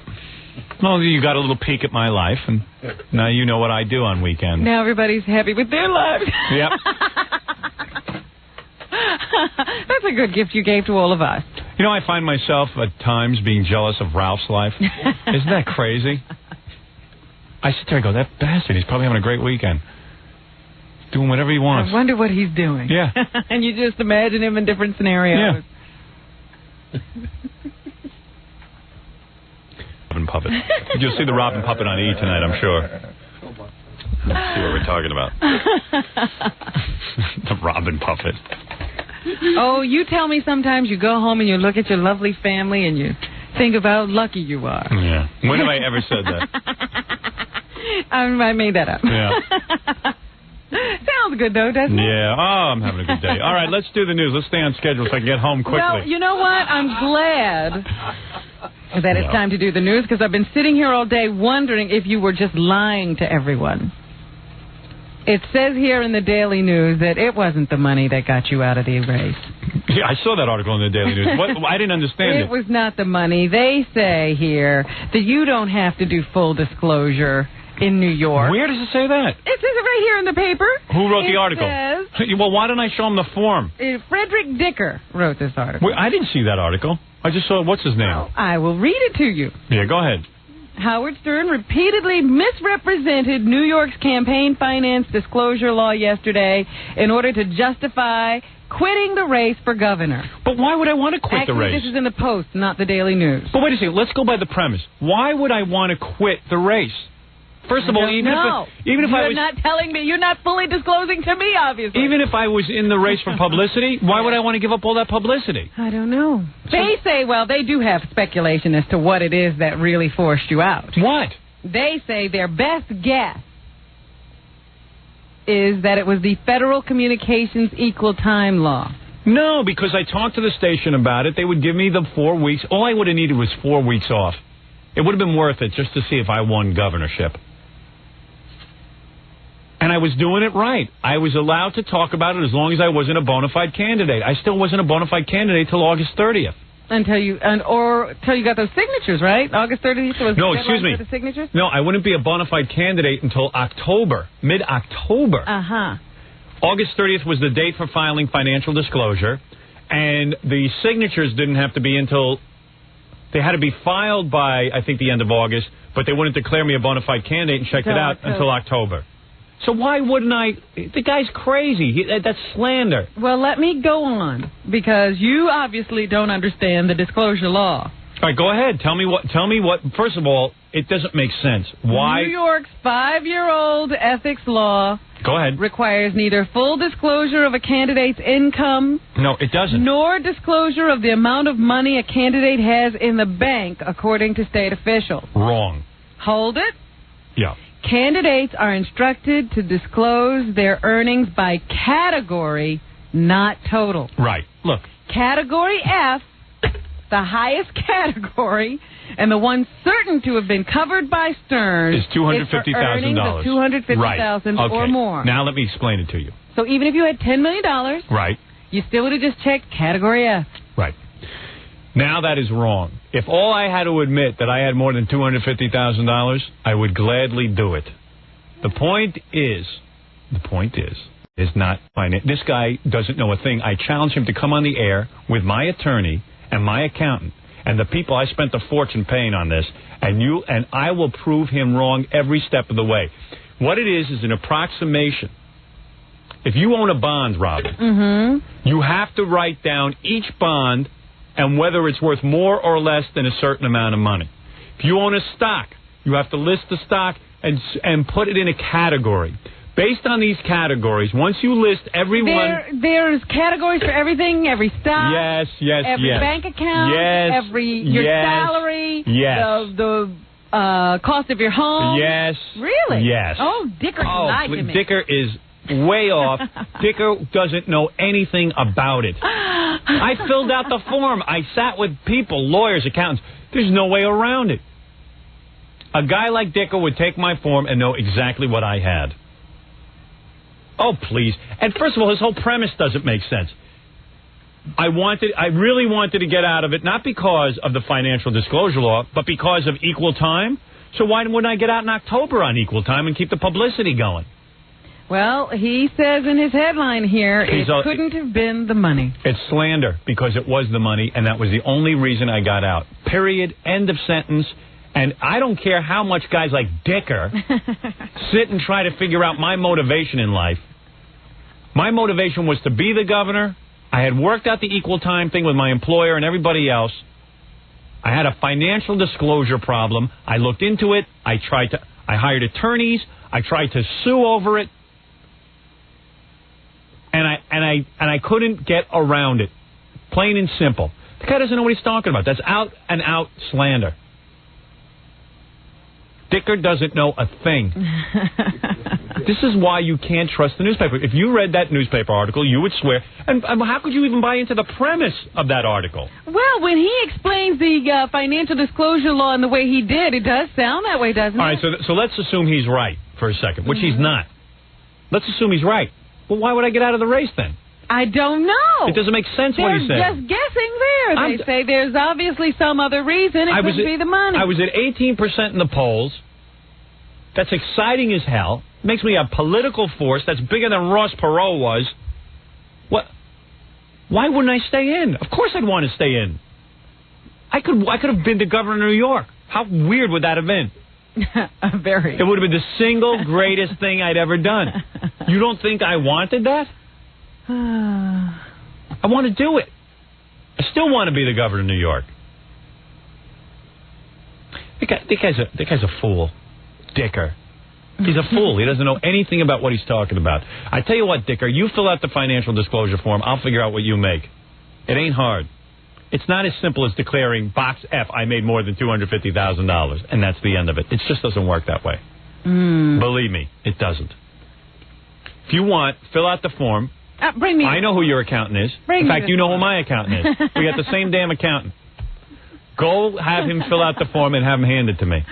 All I'm doing I'd like to know is where the pile of gold you're sitting on over there. Paper. Yeah, right. That's all. I have questions about you. I think you've become a politician and not exactly forthright. Oh, please. I got nothing to hide. I just destroyed my relationship with my wife on the air. I mean, for God's sakes. Well, speaking of politicians... Look at that. Where's that puppet? You're not telling the truth. All right, go ahead. Speaking of politicians, your brothers... Yes? In the suits. Mm-hmm. There's a new one of those hearings on Capitol Hill. You know, they're doing the Whitewater hearings. And I think this is, they trot these people out every once in a while just to prove to you that people who work for the president still know how to lie or something. They got one guy who came in and testified that he wasn't even honest in his diaries. Really? Yeah, a guy came on, and they had his diaries of, what happened around the time of, the Whitewater investigation. And, yes. They are concerned because they seem to feel that the White House had access to information from the Justice Department that they weren't supposed to have. So they have this guy, Joshua Steiner, come in to testify. And then he sits there and he tells, they start reading his diary quotes to him. And he says, well, I wish I had been more truthful in my diary. Oh, okay. No, he was truthful in his diary. Oh, he's saying he lied in his diary. Yeah, he lied to himself. Right. Why would anyone keep a diary? And after all you've seen in politics with, hearing after hearing after hearing, why do you write things down? Anybody remember Watergate? I know. I'll tape my every conversation for history. And Dean with his little notebook and all that. Everyone with notebooks. A diary. Well, there's a place where it makes sense to lie. Yeah. I thought that was rather interesting. Mm-hmm. That is interesting. And then Roger Altman, he takes the stand, and he tells the senators... Does he have a diary? He probably has a diary. Well, he probably has. He has one of those appointment books or something. Right. He had initially told Congress that he might have met with people from the White House once, and that certainly there was no more meetings with people from his staff or the Justice Department than that. And there were so many more meetings. 4 of them he conducted himself. And then his bottom line is, well, I have been investigated, and none of this was considered criminal activity anyway. So that's his excuse for being little less than truthful. And he continued to assert that he was telling the truth even when these discrepancies were pointed out to him. Yeah, I know, but that's the whole deny thing, and you just keep going. Give me the bottom line. What's with this Whitewater thing? Is the president in trouble? No, it doesn't look like it's going to go as high as the president. It looks like, they were just there, and all these other people were running around doing wacky things. I did pull a little bit of the testimony, because it gets heated. The congressmen and the people testifying get into it a little bit. So, what do we want to hear, Al D'Amato, or? Yes, I want to hear Senator Al. He loves this stuff. He loves to yell. Any opportunity he gets to yell at the administration, he takes full advantage. So here he is. Well, don't forget, they gave Senator Al the business a couple of years ago. Yeah. The Democrats really put him through the crap. So now he's got a chance to get at the... and he's taking full advantage. At the Democrats, so he's taking advantage. Let's I hear, love it when he does this. Let's hear Senator Al at his best. Here we go. What a gutless wonder. Right down to this day. This is a man who'd have you believe that everybody else did it. He wasn't responsible for anything. Oh, not Roger the Dodger. This lawyer did it, and that one did it, and the other one did it, and he didn't know. Boy. He's on a roll. A man on a mission, a man on a mission. I can hear it in his voice with glee. He says all of those things. I love it. That's the same voice he yelled at the FCC for me in. Beautiful. Attica. And yesterday, somebody named Bernard Nussbaum was testifying. That's my uncle. My Uncle Nussbaum. Here he is testifying? Yeah. Does he get heated? Yeah, he's going to be taken to task after making certain statements. I thought, Mr. Chairman, that I was doing my job. I thought, Mr. Chairman, I was acting in a principled manner. I thought, Mr. Chairman, I was acting on behalf of the presidency in the president's official capacity. I was not doing it, Mr. Chairman, to affect the private interests of the president. So here's Congressman Donald Regal, who took great exception to Mr. Nussbaum's statement. That was one time when you should have bit your tongue if you had to bite it in half and not stick your nose into that decision. I think you had no right to do it on either ground. I wonder what they're yelling about. I know. It's just cool to hear them yell. Yeah, I tune in to watch them yell, and I don't know what they're talking about. But it's just funny that they're all screaming. I know. You were wrong. No, you were wrong. I love when people yell at each other, especially like guys in suits. Yeah. I love it when they're all dressed up. Yeah. And they start yelling. It's a big party. And they got the cameras on them, and they're all ready to grandstand. It's great. Those are the people making our country safe. The tapes Robin just played for you. Don't you feel better now? Now did you learn something? Look, the Robin puppet's running out of the room. I'm out of here. Totally uncivilized. I'm going to another country. Go ahead. Nicole Simpson's friends are now getting together to get at their own private detective to try to prove that O.J. Simpson stalked his dead wife. They've hired their own private detective. They say they want to show what kind of an awful life Nicole had, trying to get away from O.J., trying to sever the ties with him, trying to conduct her own life independently. This woman was brutally murdered. I mean, they must hold O.J. accountable and stop with this racial issue. I also hear that O.J. is very anxious to take the stand in his own defense. Ah, good. Now, his lawyer is trying to circumvent that rumor. He says that that's the kind of decision you make once you go to trial and you see what's going on. That's the thing they float out there to make it seem like O.J. wants a chance to talk, but the lawyers won't let him. Assert his innocence. Yeah, no, they ain't letting him open his mouth. I've heard O.J. I'd live. Of course, that would give the prosecuting attorneys a chance to just rip into him and beautiful. Examine any discrepancies between the information he gave to police the night he was questioned and any story he's come up with since that time. Every client always thinks they should get up and defend themselves on the stand. Even if they're guilty, they feel that way because they think they can handle the lawyers. Yes. But they can't. And that they'll charm the jury. They also think that they're so charming. Yeah. They don't realize they're not going to look charmy, sweating up there and giving inconsistent answers.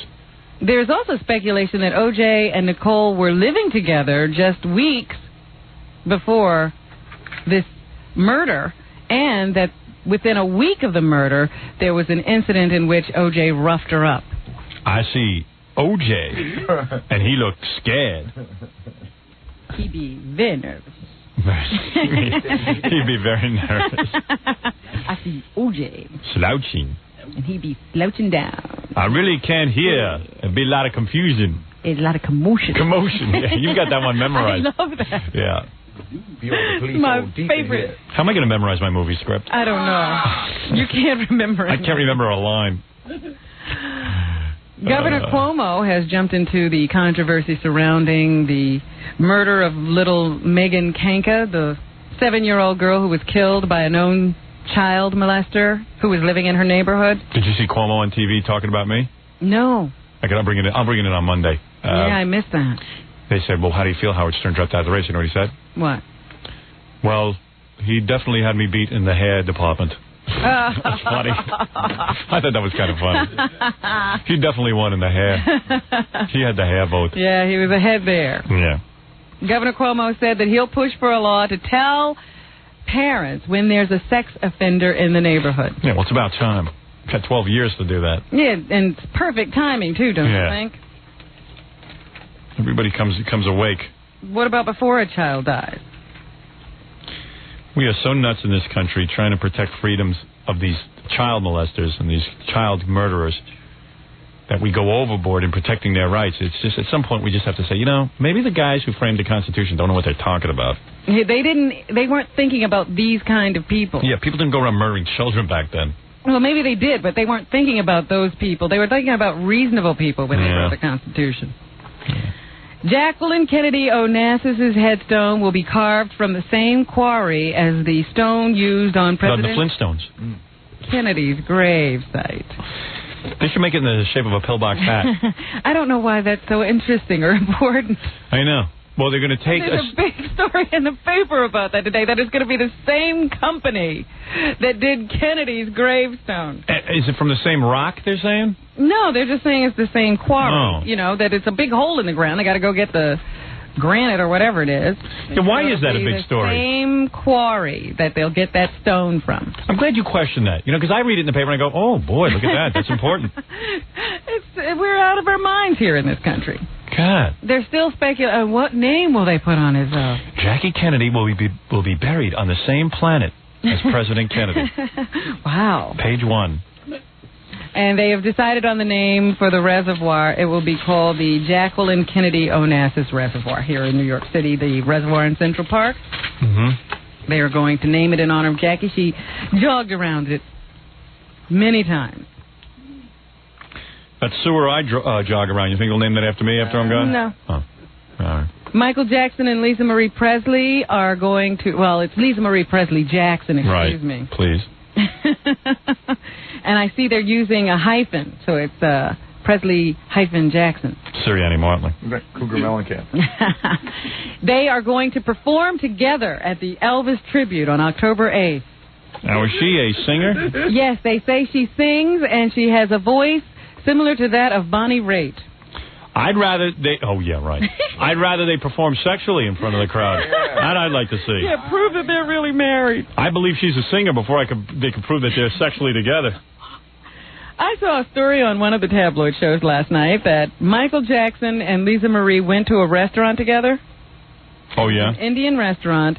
Lisa Marie went inside the restaurant and sat at a table, and they brought food out to a van and gave it to Michael Jackson. He sat in the van and ate. She sat in the restaurant and ate. If I could work that out with my wife, I'd be thrilled. I hate going into restaurants. And then, after the meal was over, Lisa Marie walked out of the restaurant and went on her merry way alone. Really? Yes. So why even park your van outside of the restaurant to eat with her? Yeah, couldn't she bring home for him? Oh, that's so weird. It's amazing. I can't be seen. If I am seen, it will be very bad.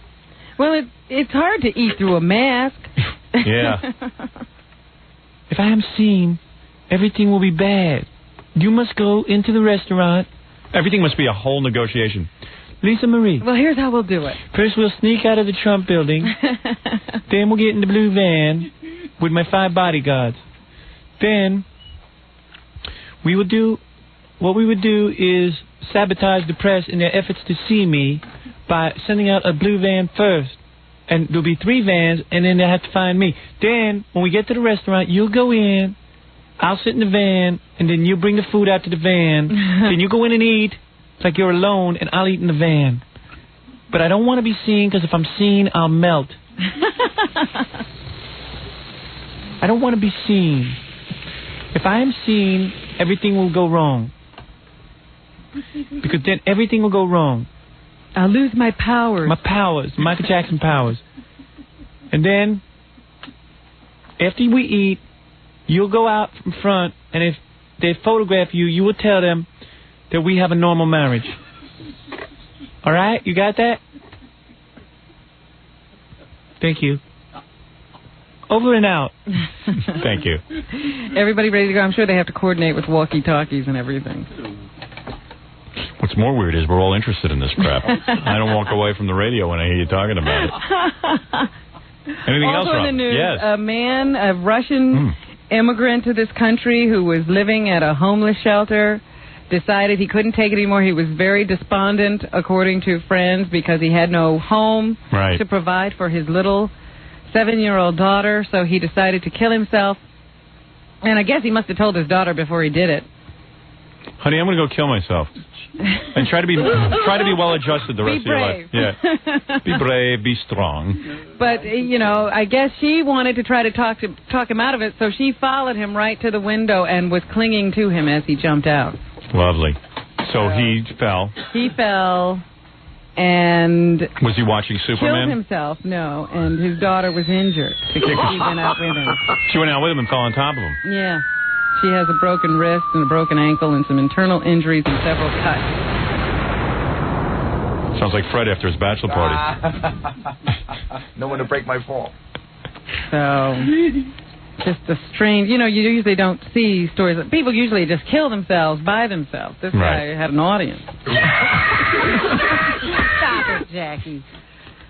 What else, Robin? Let me see. What else is going on? The president is going to start a big campaign to try to get health care through Congress. Right. He's in a big push now. He wants everybody on the phones calling their congressmen. He doesn't want them to recess until we get this health care bill passed.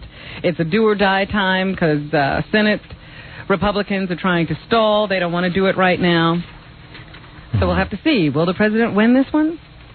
Frank Sinatra's not doing too well. There's a friend who's reported in Parade magazine saying that Frank is physically okay after collapsing a few months ago on a stage in Richmond, Virginia, but they say that his mental faculties just aren't the same. Some days Frank recognizes people, and some days he doesn't. That's funny, because did you read this review out of the Newark Star-Ledger? What does that say? Old Blue Eyes concert echoes past triumphs. Okay, listen to this. It was an ominous portent of things to come when Frank Sinatra came out on stage at the Garden State Arts Center, grabbed the cordless microphone from its stand, and proceeded to hold it upside down. So he had the microphone upside down, soundlessly singing the opening of Come Fly With Me. The large orchestra swung out the stirring arrangement under the baton of Frank Sinatra, Jr. Frank looked puzzled up on stage because his own voice wasn't coming out of the monitor. He had the microphone upside down. But luckily, young Frank was able to wrest the mic away from his father and hand him another one. This time, the microphone faced the right way. So then everything was okay and he was singing? No, it says, unfortunately, the younger Sinatra could not come to the rescue when his dad botched the lyrics of song after song with deadly consistency. But you know what it is at this point with Frank Sinatra? They're like diehard Frank Sinatra fans. They like to just go and see the guy. Yeah, but why wouldn't some of Frank's own handlers keep him off stage at this point? Yeah, you try and tell him what to do. Oh, come on. He doesn't even know what to do. Leave me alone, chickie. Well, he's making tons of dough. They probably get a piece of the action. And what the hell? Prop him up and send him out there. Yeah, what is Frank Jr. going to do if father stops touring? That's exactly. When Frank finally goes, he'll prop him up, stuff him like Weekend at Bernie's, and bring him out on stage and play his records. He'll think better. People like to see him, that's all. Play those old albums. They want to see Frank. They don't care what he does. I see in the paper today that Tom Arnold was out somewhere with his girlfriend, Julie. I saw the picture of her. I thought he liked fat women. I thought he was attracted to fat women. Apparently not. Yeah, not this shapely blonde bombshell. She ain't got an ounce of fat on her. Who's he kidding? Boy, he got away with it, didn't he? He did it. He did it right in front of all of us. That guy's got a star over his head, a lucky star. Not only that, just when he's getting out of his romance with Roseanne, he gets in a hit movie, and he's decent in it. That's right, he gets a career. And everyone wants to hire him. And he's got beautiful girls, and he's going to get half of Roseanne's fortune. Jesus. And I got on the air and told Roseanne the whole time. That's what you call a hat trick, Howard. Hat trick. Yeah. Hat trick. Yeah, hat trick. Yeah. And we're goofing on him. Yeah. He's got it made. You know what? He's the greatest man alive. Meanwhile, Fox is trying to beat NBC to the punch. They're coming out with their own telemovie of Roseanne and Tom. Now, what do you think happens there? NBC announces they're going to do a movie about Roseanne and Tom, which is kind of quirky and weird. Mm-hmm. Suddenly, 3 days later, Fox says, not only are we going to do a movie on Roseanne and Tom, we're ready to go. We're starting filming next week. We're going to do it faster than they can. Now, do you think Fox had this in the works all the time? I don't. I think all of a sudden they said, hey, that's a cool idea. Let's beat him to the punch. Yeah. How do they do it? How do they already are ready to go to filming in a week? I don't know. How does that all happen? I can't get the E! Show on the air every night. How do they do that? They say this one will be the real story behind the remarkable celebrity phenomenon known as Roseanne. They plan to focus on her turbulent and painful youth, her struggles and success in the world of entertainment, and the stormy relationships she's had with men. Oh, that should be about a 9-hour movie. There are also unauthorized biographies for TV being made of Mia Farrow, Madonna, and Sonny and Cher. Yes, used to be you had to die before they made a movie about you. Now they do it while you're still here. I know. It says in the Post today that the Rwandans may be eating gorillas because there is no other food. And what is wrong with that? Well, you know, the mountain gorilla is an endangered species. Well, listen, if you got nothing to eat, it's better than eating each other. Of course they have to eat gorilla. They got nothing to eat over there. The livestock is completely devastated. It's a primitive country. You see what's going on over there. People with flies over their head. They got diseases that were wiped out years ago. They could be eating the golden monkey as well. Yeah. I hope not, because we don't have many gorillas. Why, you'd miss them? Yes, I would. If I was starving, I'd eat you. I'd cook you up and eat you. Well, the world could do without me. I don't know about that. And the baseball strike is still going to be August 12th.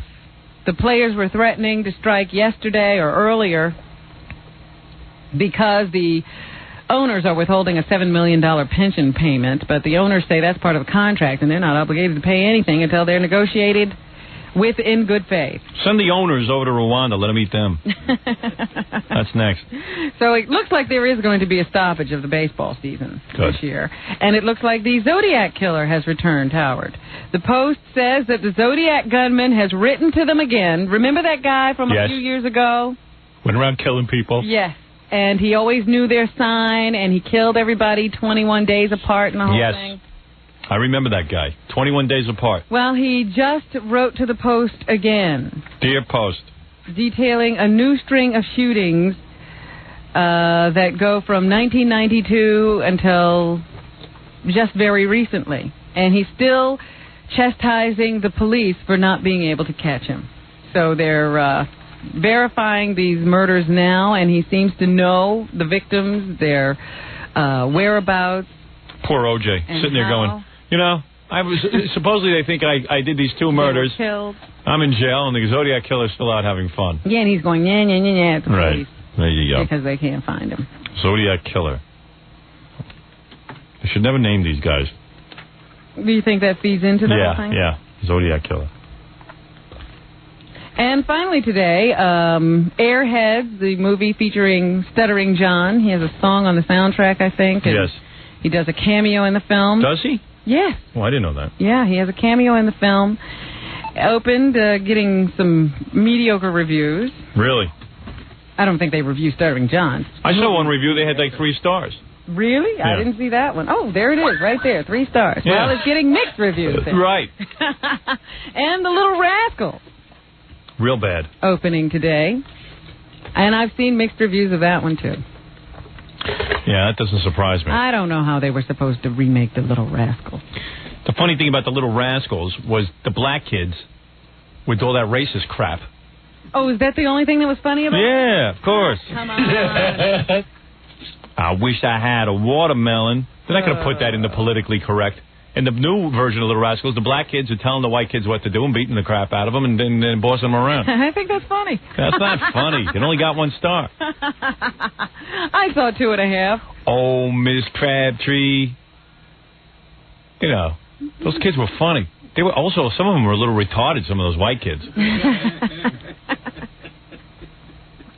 And in the new Little Rascals, the black kids are all like Brian Gumble. Oh, stop it. You know what I'm saying? Not that black. On the Little Rascals, they were black. That was black. Blacker than Wesley Snipes. Well, I'm glad you explain everything. Of course. I watched a few Little Rascals episodes that didn't have any black kids in them. Stymie had that little hat. That was terrific. Come on, algebra. Yeah. Don't get Jackie started, because he'll remember every little racist line. Come on, algebra. This ain't no place for you. Oh, boy. What is Oh, no. It's weird. It looks like they just kind of recreated the same scenes as we already seen. Yeah? Yeah. You got some sense of grammar, you know that? It looks like they shot the same scenes That we already seen. that we already seen. What's your name? Isthmus. Isthmus what? This must be my lucky day. Tom Brown, I'm knocking down. The really, really, really racist one, which you should get to see at theaters on Friday nights, 'cause they already took them off of TV, was they were all going, they wanted to play hooky one day, and they asked Buckwheat to come, and he said, I can't go tonight. My mama's making fried chicken. And then he rubs his stomach while he says No, it. the most racist one was where they want to get out of school, so they decide to have the measles. So all the white kids paint red dots all over themselves, and Buckwheat has white dots all over his face. Well, a similar episode Yeah. was when they all got into the lunch boxes, and you could tell they all ate the dessert because all the white kids had chocolate cake, Yeah. except the black kid had vanilla cake around his lips. How about when they are the big oven and the black kid is making the cake and he's sweating and then he wipes the sweat and then black sweat hits the Yeah, right. These black kids. Yeah. These black kids didn't have parents. They lived Right. like in a hovel, and Stymie was like the father, and when he woke up, the egg got automatically, rolled down and made it. Yeah, they had like a little They had no mechanical. life. They lived in a shack. Yeah. The white kids all had parents, like the little fat white kid. Well, what's wrong with that? No, the little fat white kid. What's his name? The little fat one. Spanky. Yeah. His mom was like an angel. Hot too. Yeah. Oh, Spanky. And let's not even get into what they had going on in the maid department. Remember Yeah. the Oh maids, yeah. the housekeepers. Big fat black They housekeepers. were all like Aunt Jemima. Yeah, right.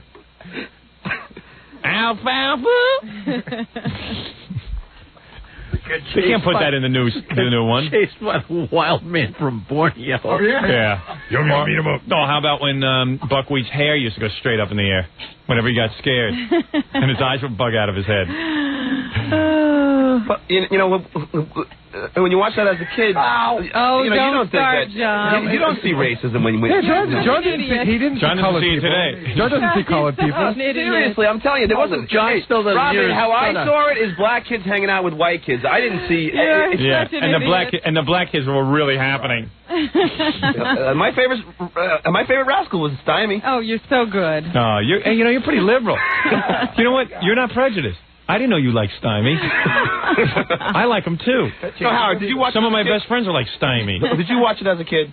Of course. Did you see that it was racist? Of course. Oh, come on. You saw every white kid had a sort of a normal thing going on, and the black kids were completely out of it. The white kids were just as poor as the black kids. Except for no, they all lived in that. But that's why it was clubhouse. funny. Now they put one up there. They should make it racist again. If you're going to do it, you have do to it right. Everyone's so uptight. They were always talking about going to the watermelon patch. Yeah, that's what you waited for. I see it as racist. Oh, I lived in a black neighborhood. I didn't see black kids running around. I wish they would have behaved like on The Little Rascals. You wish you could have played? Oh, I would have loved to play with them. Hey, here's watermelon. I get my ass beat. For crying out loud. What do you want, Gay Rich? I don't know. No one understands you. What is it? Fred Dicker's on the phone. Who is he? Who is? Really? Fred Dicker, the guy who wrote that article about you. From the New York Post? Yeah. Fred Dicker. The man who doesn't Oh, all right. I want to. Let me read the plugs, and then I'll put Fred Dicker on. Okay. Jackie Platinum Joke Page Martling. To order Jackie's CD, The Joke Man, only $10 plus free shipping and handling. Also available on cassette. Call 1-800-323-5464. Tonight, both shows at Jackie's big show at the Annapolis Comedy Club sold out. Tickets now on sale. If you want to see Jackie, get them now for January 13th, 1995.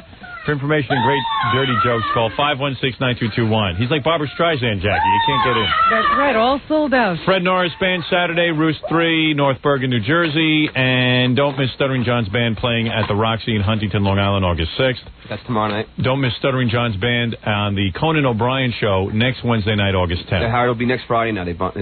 Well, why don't you change it? I know, I'm sorry. See Mike Ganji at the Jose Cuervo Beach Volleyball Series in Long Beach Saturday, August 6th from 11 to 2 p.m. For information, call 203-348-7039. Yeah, I need information on where he's going to be. If you're planning a wedding or summer party and you need a great DJ, call Scott the Engineer's Rocket Entertainment in the New York Tri-State area. Call 718-BAG-5040. What is it you always say, Scott? Because I have music to smoke by. Music by me because no one else was available. All right, good. I just had to take some people from out of town on a tour of the station. Yeah. When you get to Scott's studio, he should have a chimney coming out of his hat. Yeah, It smells real bad It today. smells so bad. Is this the real Fred Dicker on the phone? I don't want to be scanned. It's a little too late in the morning for me. Fred Dicker, New York Post? Yes, it's the New York Post, Howard, the Albany Bureau of the New York Post. Fred, my darling, I paid a lot of accountants, and I'll just make this brief, because you accused me of something in the paper that is just not true. It is true, Howard.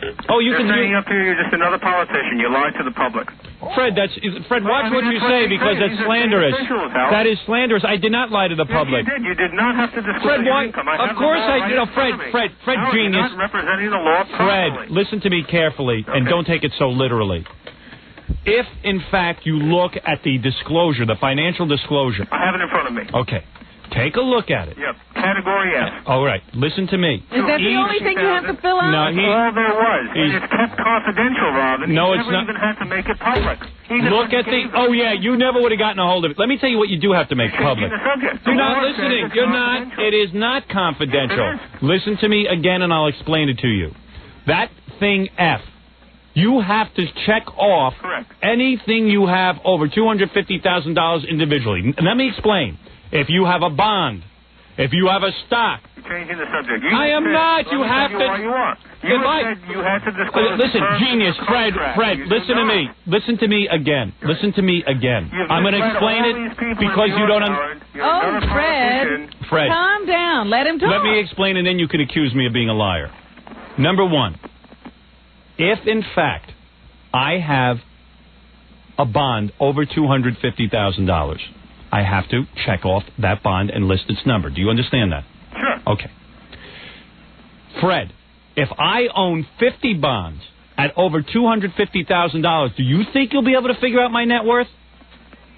Not necessarily. Oh, not necessarily. Oh, I see. Okay, Fred. Good luck.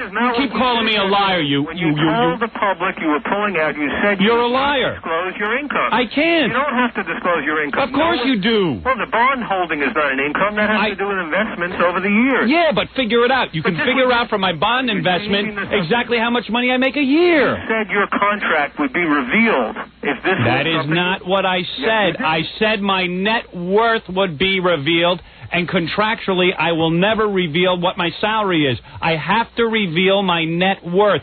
Even though it's not like saying I now am worth $5. You have to check off enough boxes that you would add up the boxes and know my net worth. Listen, let me tell you about your other premise here for a second. Let's say I wanted to get out of the race. You know what? I am not wrong. What do you mean knows are wrong? If I had to do that, I would have done it. Why would I want to get out of the race? This is what you said, because of the FCC's requirements. What else? Why? All I have to do is take 4 weeks off the air. I had already cleared that with my station. I was all set to go. You're so wrong, Fred. Why would I lie to you? Why wouldn't I just come out and say, Fred, why wouldn't I just come out and say that I don't want to run because I can't get a month off the air? Maybe you don't want to disappoint your people. Maybe you don't want to take... Why? I'm disappointing them anyway. What's the difference why I disappoint them? Come on. This is insane, this whole argument. You misrepresented what the law requires. Wrong. I'll explain it to you again because you appear not to hear properly. You said, quote... What is my motivation to drop out, Fred? If you want to know how much money I make, screw you. I'm not going to tell you. I'm not. Well, then you didn't have to, though. Well, of course I do. I have to list my net worth. To show how much money every time I buy a bond over $250,000, I have to check off. Oh, my heart is palpitating. You can add up my net worth, I told you. I'm not invested in anything that I hide it in. I don't have gold nuggets. Do you understand? We could estimate your minimum net worth from this, but not what you're actually worth. You wouldn't have it down to the penny, but you'd have it down to about, you'd probably have it down to about $1,000. No, we'd be off by $50 million. No, you'd be off about $1,000, okay? You're right, I lied. You're right, I'm wrong. I don't know what I'm talking about. I didn't want to be governor. I ran because I didn't want to be governor. We wanted you to run. You know what it's like to cover Governor Cuomo for 12 years? Of course. But please do not say I lied to the public. I swear on a stack of Bibles on my children's life that I am telling the truth. Why would I lie? You misrepresented what the state law required. Over and over again you did. I do not. Again, I'll have to explain it to him. I think I don't... Wait a second. Hello? Wait a second. I figured it out. I think it's semantics. I figured it out. Fred's a very bright guy. You know what it is? My microphone isn't working. That's the problem. He's not hearing. Again, wait, let me get the megaphone. I'm going to tell him. It's a profound disappointment. Listen to this. Are you ready? I got out of the race because within $1,000 you'd know my net worth, okay? I don't want you or my children or my neighbors knowing my net worth. It is none of their business. He did say that. Yeah, he said many things. I said many things, and that's what I'm saying, and I'm shocked that you made it as far as being a newspaper reporter in Albany. Howard, I mean, 12 years of Mario Cuomo, come on. I know. Listen, Fred, despite what you're writing, I have to tell you, I very much want to be the governor of New York State. I think it would have been a great fun, and also I think I would have accomplished a lot of good things. Believe it or not, there are a lot of politicians now saying the same things that I said at the beginning of the campaign, and they're not being treated as a joke. If you had only told the public the truth, though, about why you got out. What? Then tell me why I got out. Do you know something? Do you know something I don't know? Why would you say equal time? Because you were afraid of disclosing your income, because there's no such requirement. Oh, you know what? Do me a favor. I tell you what, Fred. I'll tell you what I'm going to do for you because you're being so obstinate. What if I gave you the number of my accountant and he explained the law to you? I spoke to your attorney yesterday. He did his best. And he couldn't get through to you? No, I mean, he just did his best to try to put a good face on what the law is. I mean, the law does not require you to disclose your income. I tell you what I'll do for you. Bob Miller, wasn't it? Yes, Bob Miller. On Monday, I will invite Bob Miller on the show. I invite you to come back on the show. Perfect. And you can debate. And you can debate Bob Miller. And I'll have an accountant on the phone as well. And they'll explain the law to you as best they can. And if you still don't believe it, I suggest that you're going to spend the rest of your life in Albany. What about having Richard Rifkin on the show? Yes, I'd love that. I would love if he'd come on. He won't come on. He's the state's expert. I'll bet you he'll come on. Let me tell you something about Richard Rifkin. You have to disclose your income. Do you know what Richard Rifkin said? Tell me. Richard Rifkin said that he feels Howard Stern is no different than anyone else, and he should have to reveal companies he does business with and companies he owns stock in. I'm sure he said it. And I agree with that. I agree with that 100%. I'd be willing to do that. Right. That is not the financial disclosure law. You have to reveal your net worth, and I'll prove it to you. True. All right, we'll do that. Let's do it on Monday. Because would you get back in the race if I'm right? Yes. Wow. I know I'm right, so that's going to be... If you are right, I will get back in the race. So I will prove you wrong that was my motivation. I had the equal time thing all worked out. I would have only had to been off the air for 4 weeks. Right. Why 4 weeks only? Because, okay, I've explained this a million times, but Fred wasn't listening. Should have been 2 months. No. Want to know how you do it? Tell me. Okay. First of all, I'm not a bona fide candidate until my petitions are cleared. Right. You understand that? Yeah. Okay. They wouldn't be cleared till about mid-October. That's not true. Oh, yes, it is. If there was no challenge, they would have been cleared quickly. You don't. First of all, the Republicans already said they're going to challenge every signature. They've already said it. No, they said they looked at it. They never said they would challenge the signatures. No, they said they will challenge. When did they say that? They've said it to me. Oh. Not to you. Who's the they? I'm not going to tell you. Well, come on. Not going to tell you. Not going to disclose. All right. Okay, so that being the case, around October, if my signature's cleared, I become a bona fide candidate. The election is November 15th. I would have been off the air for 4 weeks. Thank you. That's it. That was my plan. There. I've been totally honest with you. Well, look, I mean, we're used to dealing with politicians. We're used to dealing with, public people. They're often not totally honest with us. Yeah, well, you printed that I wasn't. You printed in the paper today that I wasn't totally honest, and you know what? You're lying. You're lying. You're a liar. And I'm not afraid to tell you that on the air. I'm not afraid. I didn't duck your phone call. I think you conned millions of people, Howard. I'm not afraid to say that. I think that you were not smart enough to really read the papers. I read it very carefully.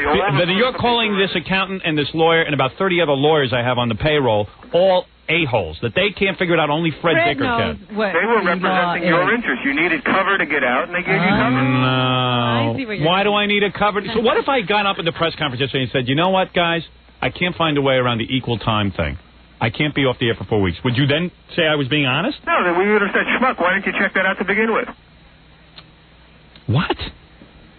I'm a disc jockey. Down this road. No. Listen, I did check it out though, and I was prepared to be off the air for 4 weeks if I had to be. How did your stations feel about that? Not happy at all. Not happy at all, but they said they would go for it. And then how come you haven't spent any money on your campaign? Because I intended no, to. Now, wrong. that said right away. Wrong. I haven't. Hold it. I would like to be able to answer that question. Right. I have not spent any money on the campaign because once I did, I become a bona fide candidate. No. But you, by your own admission, you don't become bona fide until your petitions. No, unless you see, I checked into this, Fred. Go call a lawyer. If I set up a campaign committee and collected funds, then I am considered a bona fide candidate. If any of those activities went on, if I raised money, if I made TV commercials, that's why you didn't see any goofy TV commercials with me in it. Bona fide candidate would have required you only to file the Wrong. You don't know what you're talking about again. You're wrong again. What would it have required? If they saw I had a campaign committee and I was raising funds and let's say I had some political rallies, why do you think I didn't hold a political rally? Tell me. Because I'd be considered a bona fide candidate. Which would then have done what? Which would have then kicked in equal time. No, the FCC says that's not true because there is... Bull! It's not, I've checked it out. Why am I lying to you? Well, because you've had a good run here. Okay. You know what, Fred, please. So I'm a liar, okay? So sue me. What can I tell you? What do you want from me? I just tried to you can see that you can see by my answers I've checked a lot of this out. No question. You know you have some knowledge here, but you don't have all the knowledge. Well, you know what? You find me the man that has all the knowledge because I'd like to talk to him. It ain't you, Fred. All right. You don't know what a bona fide candidate is. Look, I've read the law. I've checked with the So have I. officials, Howard. They say you're wrong. Tom Chiasano, come in here. Tom was in the meeting with the lawyers with me. Hold on a second. Since you think I'm such a dope, I'll give you a guy, the general manager of the station who was in on the meetings. Right. Tom, what constitutes a bona fide candidate? Why would you not allow me to hold a rally? I want you to go out and campaign. There are a lot of things that go towards making up a bona fide candidate. Campaign contributions, rallies, campaign speeches. And even though you haven't had all your petitions signed and everything, can't the equal time kick in? You realize what you're saying? You're telling all your listeners that from the get-go you were never a bona fide candidate. No, I wasn't. I told that on the air. I was not a bona fide candidate until those petitions. Howard, that is not the story. I told you. I didn't so I could stay on the radio. Don't you get this? I didn't want to be... Did you want to be a candidate or not? No, not until October. You could have it both ways. What are you talking about? This is the press. This is why you can't get an article that tells the truth. I didn't want to be considered in the... Nobody on the other side who could have invoked equal time. Pataki could. No, because he has a primary opponent. No. There was also, we got 2 letters. We got 2 letters from candidates who were fringe types who said they were going to go and file for equal time immediately. Tell this guy, Tom. I would, but I can't get a chance to get a word in. Yeah. The fact is that we had batteries of lawyers looking at, both the FCC laws and the New York State election laws, and everything that you have described is what was described to us by these very knowledgeable, very good lawyers who studied the laws closely. Yeah, and you got to understand something, Fred. When you're me, whatever rules you think you can bend, me they come after. You got to understand something. Like, I could have been like, hey, how are they going to prove that I'm really a candidate if I hold a rally and all this kind of stuff? I could still be on the radio. And then all of a sudden, they're going to be looking way too deep into me because everybody's trying to knock me off my perch. You know what's going on. I have to do everything by the letter of the law. There are laws about how much corporations can contribute. Yeah. I mean, there's all of these laws, and we have been all looked into very closely. No, he doesn't want to talk to me anymore, Tom, because you're making too much sense. Right, okay. Governor Cuomo didn't care. We contacted Governor Cuomo. Governor Cuomo has been on the air repeatedly. Why hasn't Pataki been on for equal time? Because he can't invoke it. Right. It's not past the primary yet. No. Until after the primary. The Pataki isn't the only issue. There are other candidates who all they would have to do is go out and say they are bona fide candidates, and I would have to give them their own radio show. It's more complicated than you think. I'm talking about if a Kook is listening to the show, he can say, I'm now a bona fide candidate, I have campaign contributions, and they would have to take me off the air. I didn't want to go off the air till October. The FCC says that's not true because they're not bona fide until their petitions are certified, just as yours. No, they could be bona fide just by having a campaign committee. That's what I'm telling you. In the eyes of the FCC. I'm telling you, we called the FCC.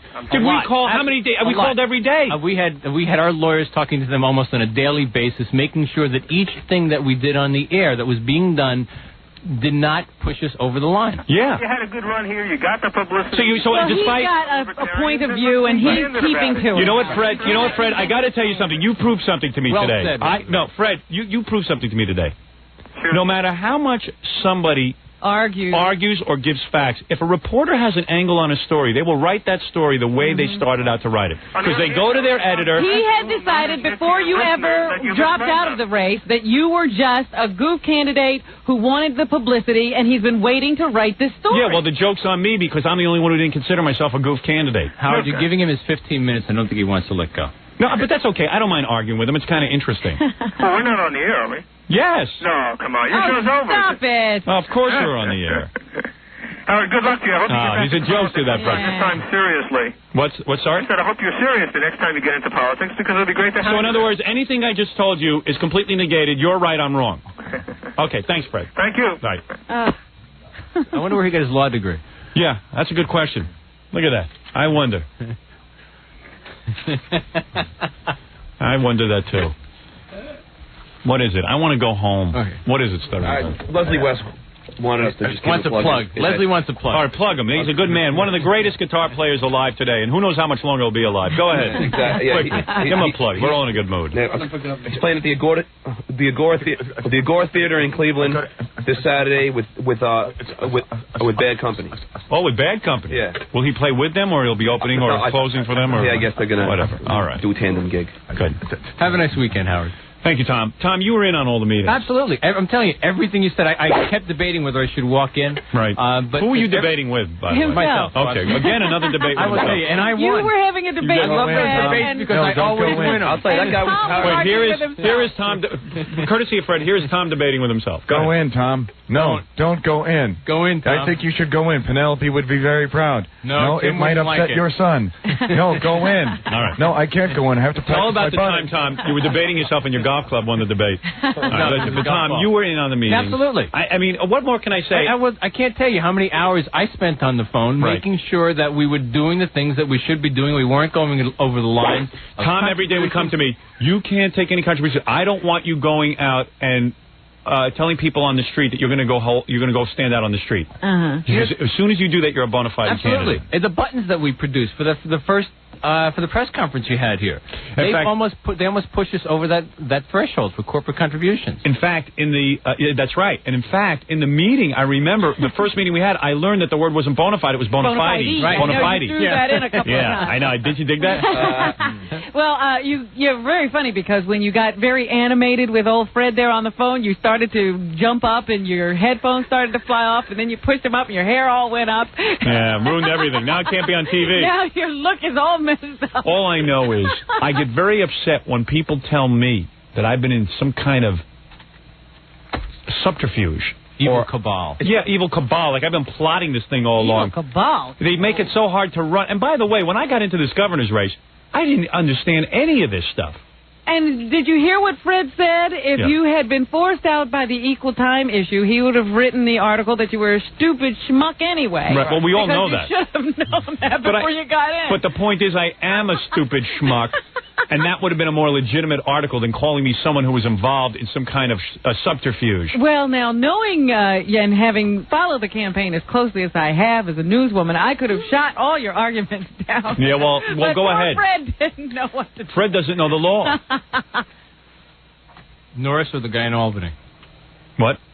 Tell a joke. Don't tell a joke. No, tell a joke. You sure no, he it's was a in bad all those joke. meetings? Robin, you look particularly beautiful today. I got to tell you. Yeah, and you could have shot down all my arguments. I'd like to see you do them. Another one who hasn't done any research in this area. Excuse me, it has nothing to do with all the legalities. It has to do with what you've been saying all along, and you just refuted what you've been saying. What?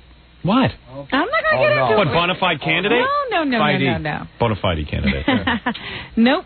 I think it's pretty obvious that you want to be governor. Yeah, I think so, too. But you didn't think the Little Rascals was racist. Right. Hey, as stupid as I am, I ain't stupid as Fred Dicker. Are you telling me that I didn't want to be governor? I don't know, Howard. You don't know if I want to be governor? I say you did. Well, that's an insult. Oh. That I consider an insult. Well, there's this nagging question. Where is the Robbins puppet? My head off again. Took your head right off. Anyway, Robin, I'll argue with you on Monday.